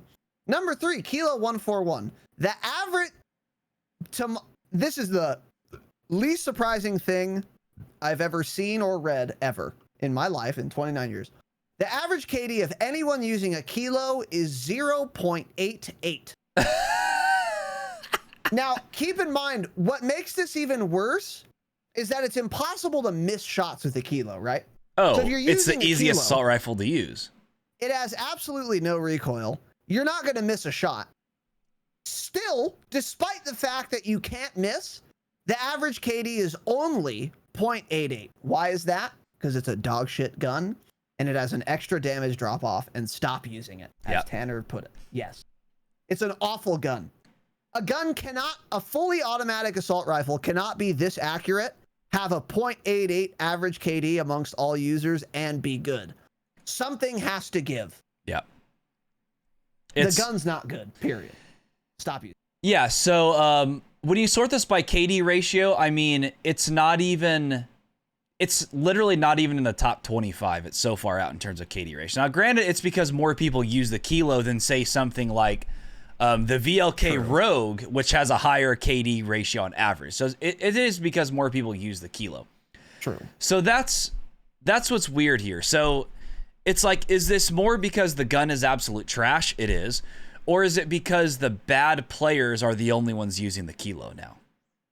Yeah, it's both. Exactly. And that's something to keep in mind with this website. Like, you shouldn't be sorting by KD ratio of guns and then just assuming the highest KD ratio is the best gun. That's going to tend to be the case. But I mean, Street Sweeper is number necessarily. 2, so that is definitely the case. Yeah. Well, yeah, true. It's a great gun. Yeah. That will tend to be the case, but there is also like selection bias. You know, like AMAX is relatively hard to control for like the average player. And it's super popular amongst like really good Warzone streamers. So all the really cracked and goated players who are trying to like be in fucking phase or whatever tend to use it a lot. So it has a really high KD ratio. So for example, we look at the RAM. That has an average KD ratio of 1.06. I don't think the RAM is worse than the AMAX. It's not. It's better, in fact. The reason the average KD is lower is because the RAM is actually slept on, and all of these really good Warzone kids who watch streams every waking moment when they're not gaming themselves aren't seeing people use the RAM. They're seeing people use the AMAX. So the good players tend to use the AMAX because that's what they see streamers using. Yeah. So it's kind of like, this doesn't give you the whole story, but when your KD ratio on average is 0.88, that should tell you something. But we wouldn't even need this chart to tell you the Kilo is dog shit, because as evidenced by the fact that we told you the Kilo's dog shit before we looked at this chart. It is fucking funny that you bring this up though. And I'm totally unsurprised that the Kilo performs absolutely terribly. Yeah. So, I mean, this goes to show you though. So The Cold War AK-47, which I'm telling you is fantastic, please try it out, is the 14th most used weapon, yet when used, its KD is the third highest, only behind the AMAX and the Street Sweeper. And it's because people using the Cold War AK are good, probably, and they know how to use this weapon, and that's how the KD is higher. So please stop using the Kilo. Trust me, it's not good. It's really just not good whatsoever. Another little shocking thing here is the Cold War MP5 was the 20th most used gun. So there are still more people playing Warzone that use an HDR over the Cold War MP5, which is one of just the fastest killing weapons within 10 meters in Warzone. And yet people just aren't using it. And they're using the HDR, which why are you still using an HDR? Crazy. True. Real and true. So yeah, this is an interesting little website, wzrank.com. You can look at your own ranks of things too, weekly KD, all of that. It shows weapon perks. Again, I'm also shocked at how many people run cold-blooded. It's embarrassing. Learn how to play the video game. Yeah, listen to the podcast. Yeah, more if it's crazy. So I thought that was kind of funny. True. Most used SMG, somebody in chat is asking, is the MAC-10, by the way. That's still the most used SMG, which isn't fourth most used gun too. Yeah, which isn't surprising because the MAC-10 I think is the most well-rounded SMG in the game currently. It hits at far range for an SMG. It hits up close. Got a great fire rate, quick reload. It's just really good all around. Yeah. Next little article here is it's a tip for you guys, right? You guys need to do this. So, how to enable two-factor authentication on your Call of Duty account to get double XP in Warzone. This has been a huge problem lately. I don't know what's going on, but a bunch of people's Activision accounts are getting hacked. We've seen this firsthand a lot recently with people we know. And so Activision is obviously seeing this way too much. So they're like, hey, let's tell people to set up two-factor authentication by giving them 2 hours worth of double XP. Which it's not weapon double XP, so it simply doesn't matter.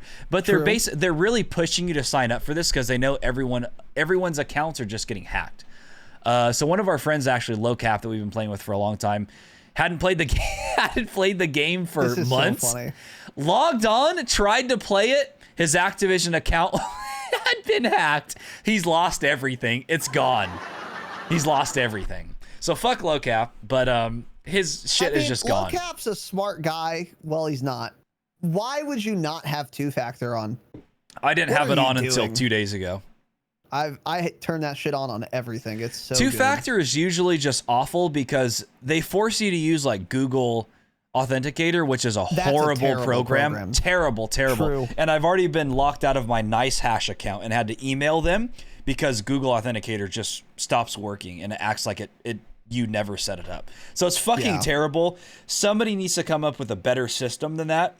But yeah, definitely sign up for two-factor on all of your accounts. SMS for most things. I don't know. It didn't give me that option for Activision. Really? Mm-hmm. Weird. It was Google or something else. I don't remember what it was. Interesting. Email? I don't know. Either way. But yeah, little PSA there. Set up two-factor. You get 2 hours worth of double XP in your account. By the way, don't do it for double XP. Like Tanner said, it doesn't fucking matter. You should do it so you don't get hacked. And it's very, very good for someone to hack you if you have two-factor on, they would have to they'd have to have access to your text messages, your email address, or your actual physical cell phone with your Google Authenticator. It's impossible to get hacked with two-factor on, even if your password is like 123 password or something. So definitely use password is password. And the reason Activision is pushing this so hard, by the way, is that they are flooded with cheating reports. Yeah. And they don't have time to recover your account for you. Low Cap's probably never getting his account back. Oh no, I don't think he even tried. Yeah, there's just they don't have time. So yeah, well, fuck Low Cap. Fuck Low Cap indeed. So all right, moving on here to a minor little. I was gonna put this. I forgot. To a little update on Call of Duty 2021 from our friend Tom Henderson, who of course follows us on Twitter. Yes. So he's been talking a lot about Battlefield leaks lately because that's what's hot and fresh right now. But so people have been asking him about Call of Duty 2021. Call of Duty Vanguard, World War II.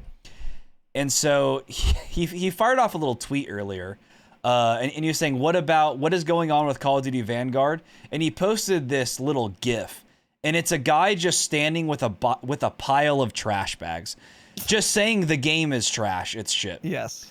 Yeah. So he goes on to say, on a very serious note, I am legitimately still to hear anything positive on it, COD 2021, and as such, I've been not actively pursuing information.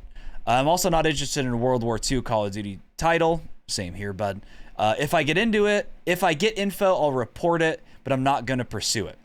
Then he goes on to say, also, it will be Black Ops Cold War 2.0 on launch. Which is exactly what we said, by the way. I'm pretty sure we said that exactly, actually. It'll be Black Ops. It'll be Cold War 2.0. It's going to be a disaster. You know how bad the Cold War launch was? It's going to be worse because this was mostly done during COVID, like all of it. They switched developers really late. It's just awful. Yeah. And yeah, I'm just not expecting anything at all from this. So this isn't surprising to hear, but it's nice to see him mention it and say, yeah, it's sounding terrible. It's not going to be a good release. Yeah, and this also explains, by the way, why he hasn't been saying that much about COD 2021, because we check in with Tommy Boy weekly. Go through his Twitter feed, see if there's any more news. Yeah, on COD it's all 2021. Battlefield right now, yeah. Yeah, and in the past few weeks, it has indeed been all Battlefield related. And this kind of explains why he's not even like trying to find out. Which I get it, because like he's saying, which completely makes sense, it's going to be shit. So it's like, you know, what am I going to learn? Why it's shit? Like, yeah, okay, exactly. Cool, but don't care, you know? So, by the way, some kid had the audacity to reply to his tweet, and they were like, oh, I don't know. I thought Cold War was better on launch than it is now. Delete your fucking Twitter account if you think Cold War was better at launch than it is right now. It was unplayable. I saw a couple people say that. I'm like, dude, I don't understand where people get these opinions from. It's fucking crazy. That guy quickscopes. Oh, for it's just sure. that simple. Oh, yeah, actually, yeah, you're actually probably right. That's funny. Yeah. But anyway, so again, just want to remind you, if you're looking forward to the video game, don't. Keep playing Warzone and focus on that, because it's not going to be Save good. your work vacation time for fucking 6 months after launch if you want to play that game when it's playable. We warned you guys for Cold War. We said, don't take time off. It's going to be a disaster. And of course we were right. So don't do that for this. We will remind you guys another 20 times before the game releases. Don't worry. Don't take time off work for the launch of this game. It'll be unplayable. It's the worst of any COD launch ever. Yeah. There's no chance it's not. Yeah. It's going to be the worst launch ever. Unless they postpone it a year. Yeah, exactly. Which they won't do. They won't do. Yeah. Next article here from Charlie Intel. 2 Infinity Ward campaign directors depart the studio after 7 years. This is interesting because I've been following one of these guys on Twitter since like the early days of Modern Warfare. Really? So they both joined the company back in August of 2014. Apparently these guys are like a duo. They got hired together. They left together. They're both working on a new project together. Yeah. So they were, they're leads on the Modern Warfare title. Now this isn't particularly interesting other than there's a lot of rumors floating around that these guys are now working on the Battlefield franchise, which is interesting. Because they left, so this was just announced. One of them, his name is Taylor Karosky or something. He announced that they left Infinity Ward earlier this year, and they're working on something new and exciting. And they said, like, we'll have more info soon. Can't wait to share. Blah blah. And this happens 10 days before the release the reveal of the new Battlefield. Yeah. Yep. And these guys have been working on first-person shooters for a long time. So this is leading people to believe that these guys are now working on the Battlefield title. No, go. Let me say that they left, you said Infinity Ward. Is that the correct development studio? Yes. Okay, interesting. Good choice, right?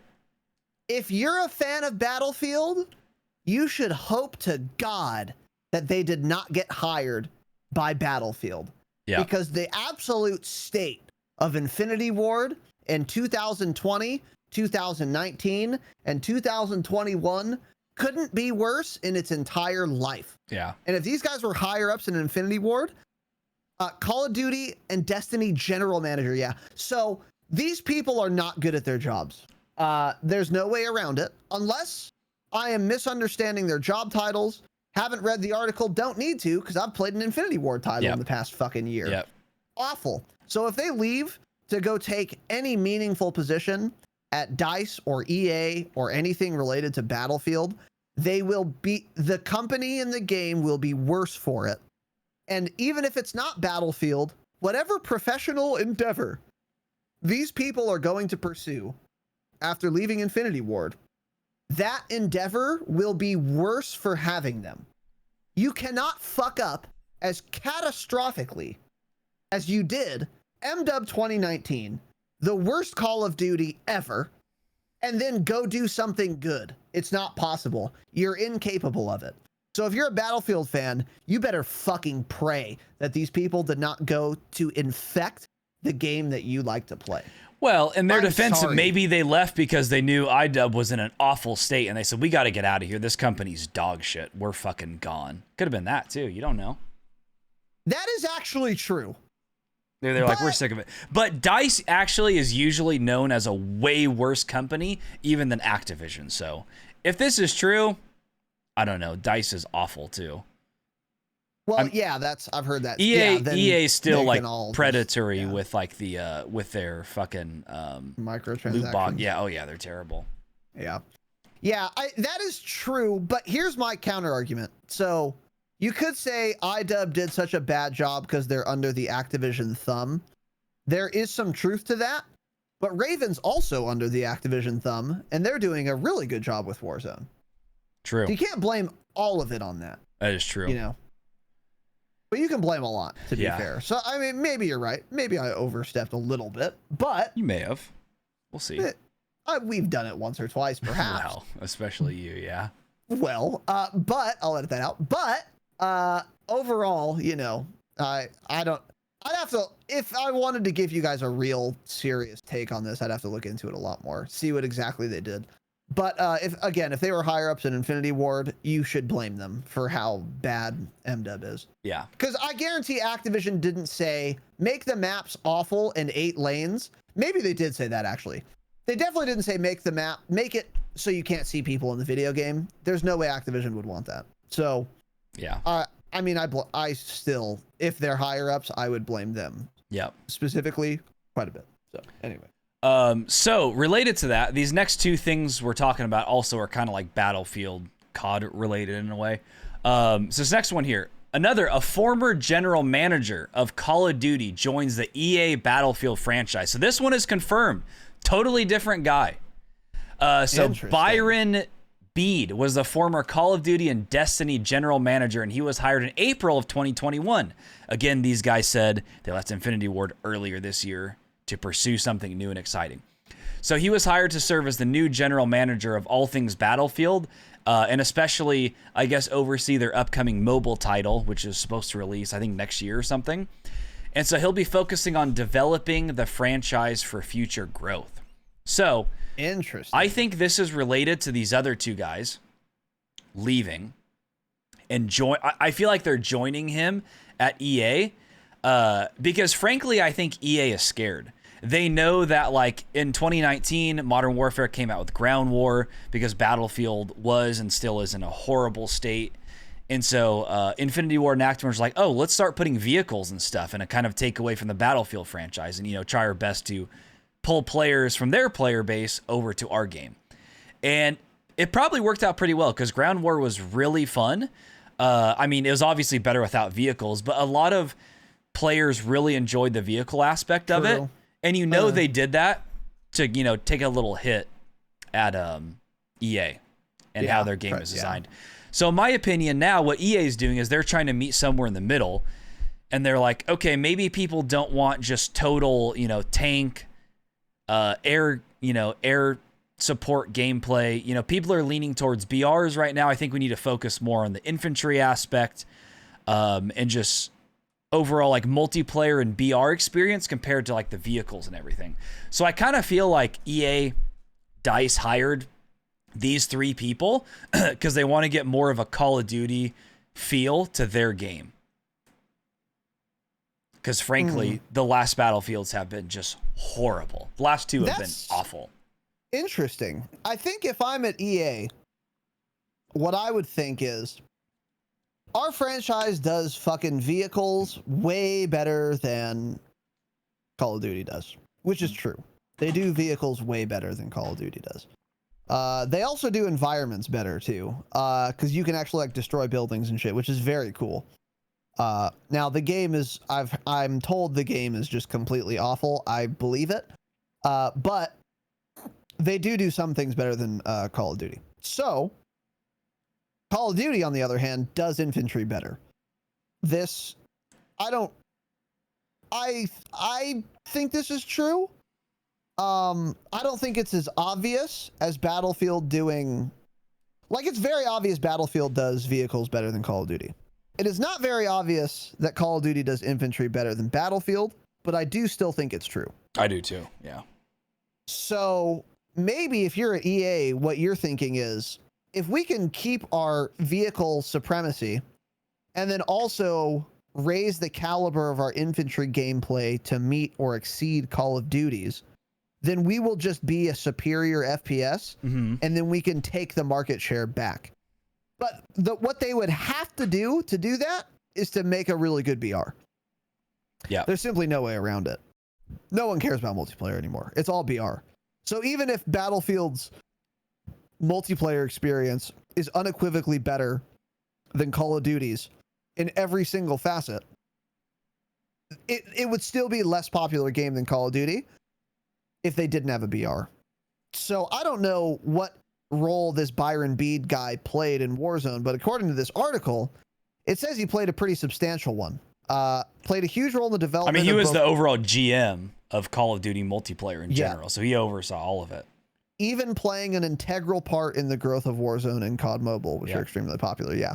So that's actually really smart. This is a smart business move. I'm shocked that that fucking Activision doesn't make these guys sign non-competes.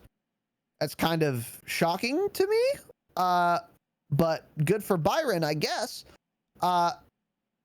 What's interesting about this is that the last guys you were talking about, the campaign directors, left the studios under Activision. This Byron Bede guy is leaving Activision itself. Yeah. So this guy's way more of a higher up than the former two gentlemen. But the other guys were also like, they were pretty damn high up at Infinity Ward. Yes. So it's like they were also high ups, just they didn't work directly for Activision. Right. Exactly. Yeah.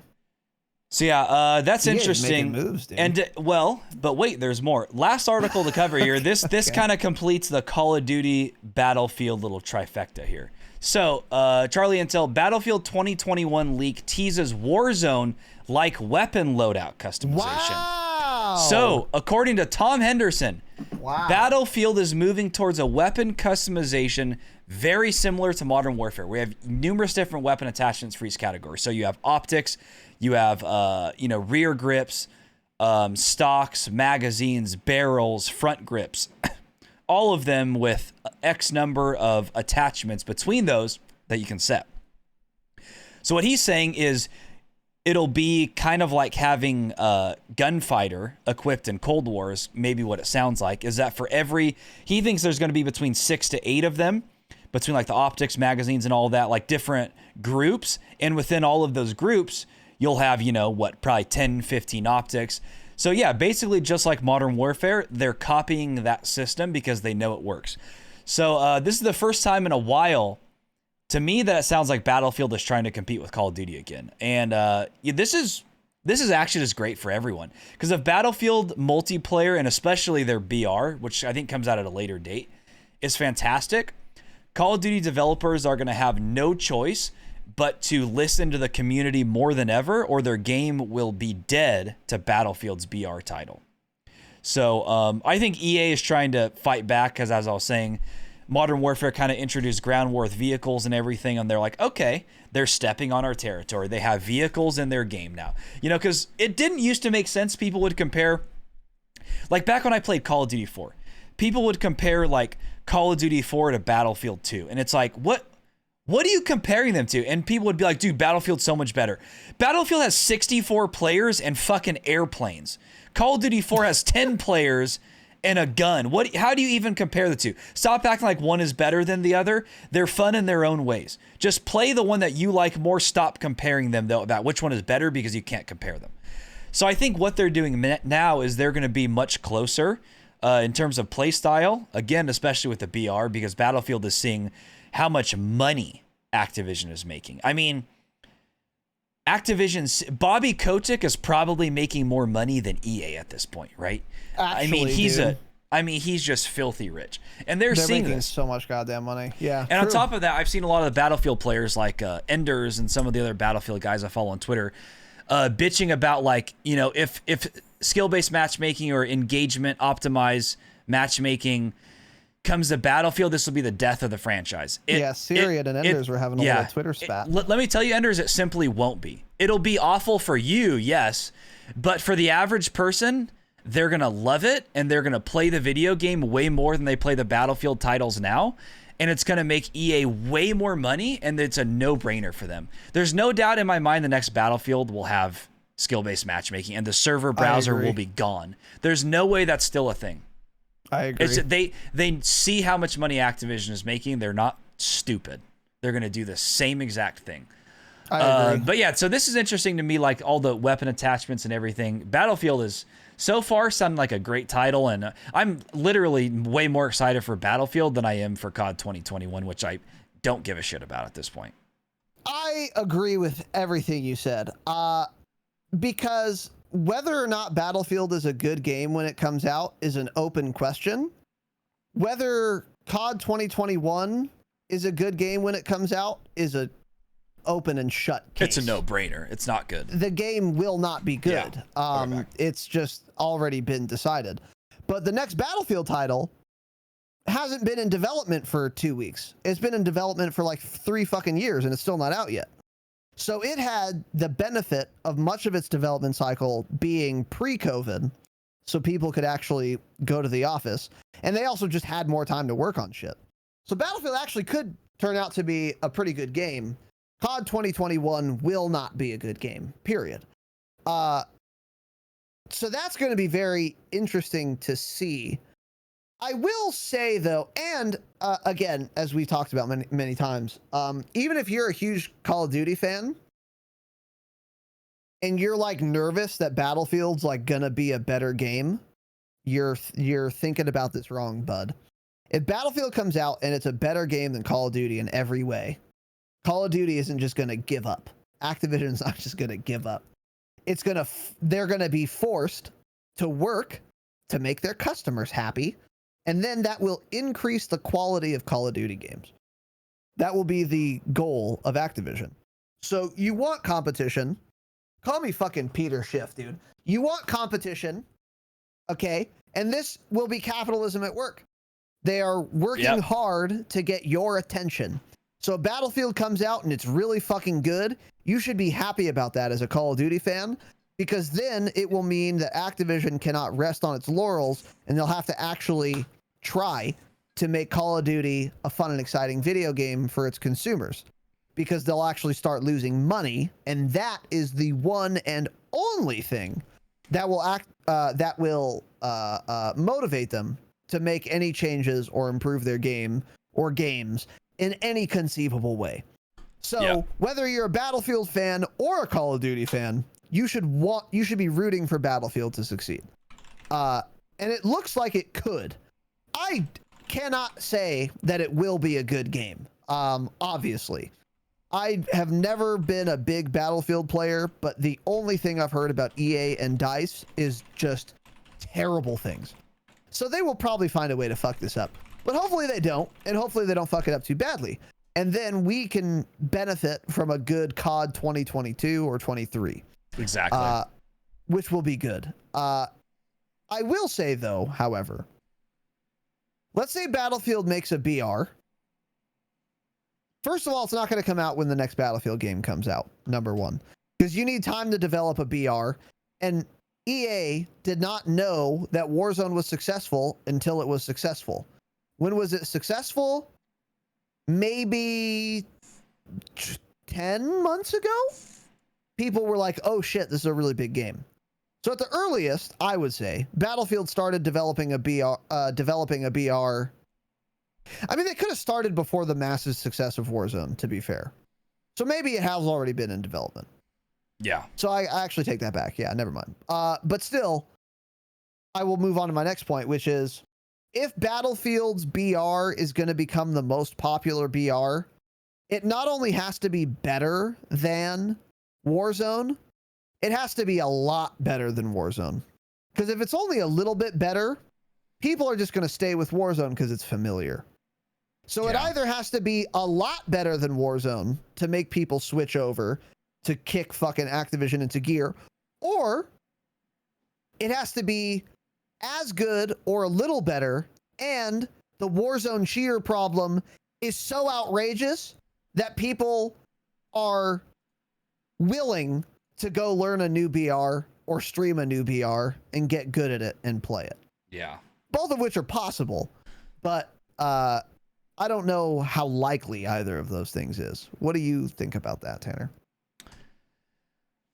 I think I agree with you. The Battlefield BR will have to be a lot better. Regardless, whenever that is released, Warzone will lose a small chunk of the player base to that as people try it out and play. You know, it's like, we'll go play it and we'll try it out. It's like, I'm 100% buying the next Battlefield title. And so, like, we'll be trying that out, but it will have to be much, much better than Warzone to bring people over there. And I don't know, it's going to be really interesting to see, because, like, they know how well the loadout system has worked. So you think Battlefield will be working on something like that. But I don't see how you make a Battlefield video game and not have vehicles in the Battle Royale. But then how do you keep those vehicles from being busted overpowered in the BR? I don't know. And I know they had a BR in one of their last 2 games. I guess it was, frankly, terrible, right? Though. I guess it was just, like, completely dead after a very short period of time because it was so bad. But I do know that vehicles were in it. So maybe that's why it was bad. Maybe because if you got a vehicle, you were just overpowered or something. So yeah, I don't know, though, because as we've been talking about, Call of Duty, in my opinion, does infantry way better than Battlefield. I think Battlefield's movement and everything is clunky. And especially on the Modern Warfare engine, it's a lot more fluid. The movement's better. And to me, the Battlefield games feel more like Cold War movement or something like that. But I don't have a ton of experience playing the recent ones, but that's what I've thought. Hear me out. Hear me out. Okay, I'm gonna role play. I'm an EA exec. Okay, and I actually have a brain, unlike most of them. So you're not role playing. Got it. So this is a fictitious universe where I have a brain and I work at EA. All right, guys, we need to make a battle royale to compete with Warzone, and our core identity, compared to Call of Duty series, is our superior vehicle gameplay. However, vehicles in a game, in a battle royale, are like super overpowered. How do we fix this? What if there are vehicles on the map, but they don't have any gas in them, and you have to either loot or buy gas canisters? So if you go to a vehicle with no gas canisters on you, it won't work. And then if you fill it with gas from a gas canister that you had to loot, Jesus Christ, that you had to loot or buy, then you put the gas in the fucking vehicle, but it doesn't last like very long. So you have to be smart about when and how you use vehicles in the battle royale. And that could act as like a counterbalance to how overpowered a fucking Panzer tank would be against infantry in a BR. What are your thoughts on this idea? That honestly is actually a way to balance this. But I don't know, dude. Well, first of all, they're not going to think of that, and they're not going to do that. Yeah, they don't have brains. So Yeah, you're not role playing EA because that was a brain that was a thought that involved using your brain. Yeah, but yeah. I don't know. I'm so torn on this. Like you can't make a Battlefield BR without their signature vehicles, but then they're just going to be busted. I don't know, dude. It's so hard to even talk about because I have no idea. I don't know. Yeah. But unless there's like a massive overhaul to how like their infantry and gunplay is, I don't know how you compete with Warzone unless your infantry is just amazing, which it pretty much never has been in a Battlefield title. It's an uphill battle for sure. I don't know. You could also construct a map where it's very difficult to use a vehicle on most of the map. So like you could have the BR map be like, it can be like an actual fucking think of like Karachi. The map Karachi. You remember this map, Tanner? No. Cool. Karachi. Okay. It was like an MW2 map or something. No. Let's think of a different map. Let me think of a BO4 map for you. What's a good BO4 map example? Oh, I know that map. Yeah, I just didn't know what the name of it was. I'm looking at pictures of it. Okay, yeah. Yeah, okay, Karachi. So we're in Karachi. Okay. What if just it was a giant Karachi where like you can't just drive a tank through Karachi? Like yeah. if I put a Panzer in Karachi, it's just I'm not going to be able to really use it, right? Yeah. Because it's just too many buildings and shit.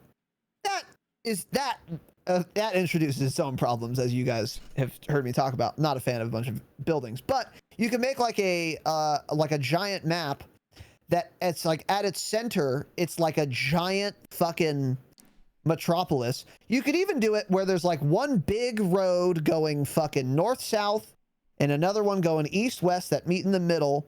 Vehicles can drive through those, but if you're not on the street, it's like a bunch of really close buildings where you simply will not be able to drive a tank through them. So then you could play infantry and like avoid tanks relatively easily by just not being on the street. Yeah. Or like Grozny Raid, actually. Oh, it's that big actually enough makes to sense. be a fucking battle royale map. So it's gonna have to have 100 players on it. Yeah. It sure is. So fuck that map. So make that a fucking a Battlefield BR map where it's like you could take a tank on the fucking like that outskirts, like that north area where the trenches are, or you could have it go down like the fucking two streets that are like L-shaped. But if you're like in the middle of fucking Grozny Raid, you're not gonna die to a tank. You can do something like that too, and not have to do the gas mechanic, and that could be a way to balance tanks in a BR. I think there are some creative, interesting ways they could do it, but it would be hard to do, I think. And it's, I mean, dude, when you have tanks in a game, if you really want to win and you play for a year, you're going to figure out each and every way to cheese them maximally, you know? And also, I don't know if a Battlefield BR would ever be as popular as Warzone anyways, just because the fact that Call of Duty has always been a way more popular title than Battlefield has been. So it's like guys like Swag aren't just going to stop playing Warzone to go play like a Battlefield BR or something, you know? That's the biggest thing. There are a lot of people who are just fucking wedded to Warzone and they will never be peeled off. However, there are also a lot of huge names who don't really give that much of a fuck about Call of Duty. Yeah. And they play it when it's good and they don't play it when it's not good. The example I'm thinking of is Shroud. Uh-huh. Like Shroud is massive. He's bigger than the vast majority of these Warzone streamers, even the biggest ones. And he like plays COD when it's good, and he plays fucking D&D when it's good.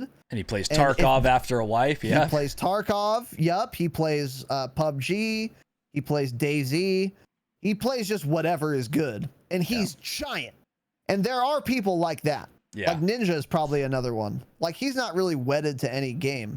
So if Battlefield makes a really good BR and they can get Shroud addicted, they can get XQC addicted, then that'll be enough to like peel a lot of the BR player base away from Warzone. But again, this is all contingent on the BR actually being good enough to do that. Yeah. The hook Shroud or hook ninja. I like Ozzy's thought here, by the way. So kind of instead of like having like the gulag or the buyback system, yeah, what if they had like respawn tickets, and let's say there are vehicles, but let's say dying you lose 1 ticket, but if your team has a vehicle and you lose it or something and it's destroyed, and if you die in said vehicle and that's 10 tickets gone, that could just, wipe your tickets out and your team's dead. That's kind of an interesting thought. But also it's like if teams are down bad, it's like they're going to be scared to get into a vehicle then, because then they're just simply going to lose. And then some other team that hasn't lost a ticket is just going to dive bomb you with a jet, Yeah. So it's any sort of battle royale with vehicles isn't going to be balanced. It's pretty much that simple in my opinion. I just don't know how they do it. But yeah, I also think people are going to be turned off by a ticket respawn system in a BR. I don't think it wouldn't like feel that. as much like a BR. Yeah, exactly. Yeah, that's true. I just don't think people would like that. Yeah. But so kind of bringing it back, don't be surprised if the next Battlefield title feels a little bit more like Call of Duty than usual, because we'll probably hear soon where these 2 other directors from Infinity Ward went to work. But hey, I bet it's the Battlefield franchise. True. Yeah, I mean, yeah. We should close with this. Let's be super clear. It is very unlikely Battlefield makes a very good BR, and it is almost inconceivable that they make one that's better than Warzone. I just don't. I find that very unlikely. It is possible, but I would be pretty surprised. To be honest. I'm excited for Battlefield like multiplayer. The BR though doesn't interest me as much, but that is what everyone's going to be talking about and wanting to come out. But I don't know. A good modern Battlefield title is going to be great. I'm so excited again for the franchise. Yeah, true. Yeah, I'll play the fuck out of that. Leaning, dude, it better have leaning or I'm going to mold. Will it be cross-platform, you think? 100%. The next Battlefield title has to be cross-platform. It has to have skill-based matchmaking. I agree. That's just that's where games are going. Leaning then? Do the new ones have leaning? Yeah, Battlefield 5 has leaning. Does it? Yeah. 100%. I played it a month ago. Then I guess they'd have leaning to. all over the place. Any leaners? They'd actually have to. It has to have cross-platform. The game will just be dead if it doesn't. True. That's the best part about well, cross-platform is you're always, the game will be alive for so long because of cross-platform. Yeah, it will have to have cross-platform. Yeah, you can't get that without it. So yeah, that's fine. Okay, cool. Anything else, Tanner? I don't think so. All right.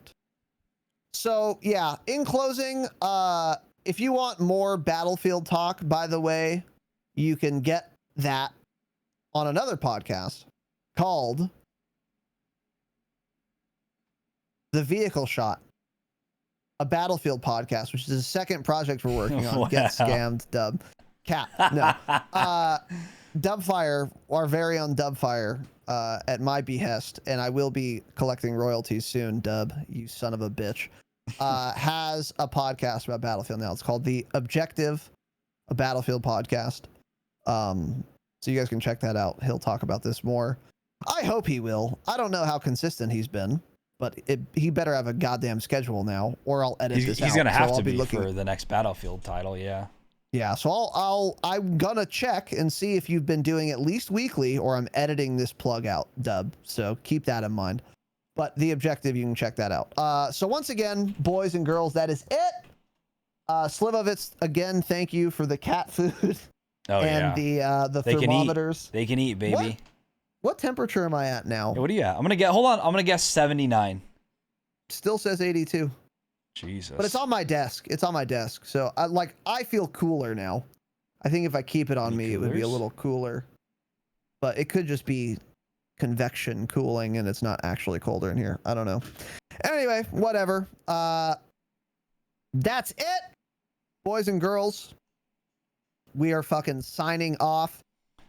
Once again, we will be back on Friday for some Rebirth Island action with a very special guest whom we have never played with before. It's going to be both fun and exciting. We've also got new overlays and alerts and shit. So be here. It's going to be really fun. And that'll be Friday at noon Pacific time. Saturday will be our next podcast episode. We have some interesting ideas being cooked up for that. We're going to be recording a Patreon episode maybe tomorrow, probably. Yeah. Monday tomorrow. we got it's fine. Everything's fine. And that is it. Patreon.com/The Dropshot is the best way to support this program. It's the best for us and the best for you. Bonus episodes, weekly hangouts, community events like the Rebirth Island tournament, which will be in 10 days, and more. TheDropshot.com, you can find all of our links there, including to the Patreon. We are 100% supported by our dear patrons, and we've gotten a lot of new patrons recently, and we very much thank and appreciate you guys. I mean, we don't have advertisers, and we probably never will. Yeah. I'm open to it, but no one will want to ever advertise on this podcast. So you guys are making this possible. So I really love and appreciate you guys. And we try to provide and do provide, I dare say, a lot of content for your support. So consider that if you want some bonus content or if you just want to piss away your money. Patreon.com/thedropshot. All right, that's it, boys and girls. Thank you all for listening. Thank you for watching. We're going to be doing a gameplay breakdown of Grim once he is able to get into voice chat with us. So that will be coming next week. And hopefully, I don't know, he's at work right now. He's interrogating someone that he arrested without a warrant in fucking Gitmo or something. I don't know what he does, but hopefully he's not doing that next week, so we can do our gameplay breakdown with him in voice, which is always extra fun. So, all right, see you guys later. Bye. Stay humble. Jesus, yeah. I thought you were about to ruin the outro. How embarrassing. No. Stay humble. No, sorry. Stay humble. Stay humble.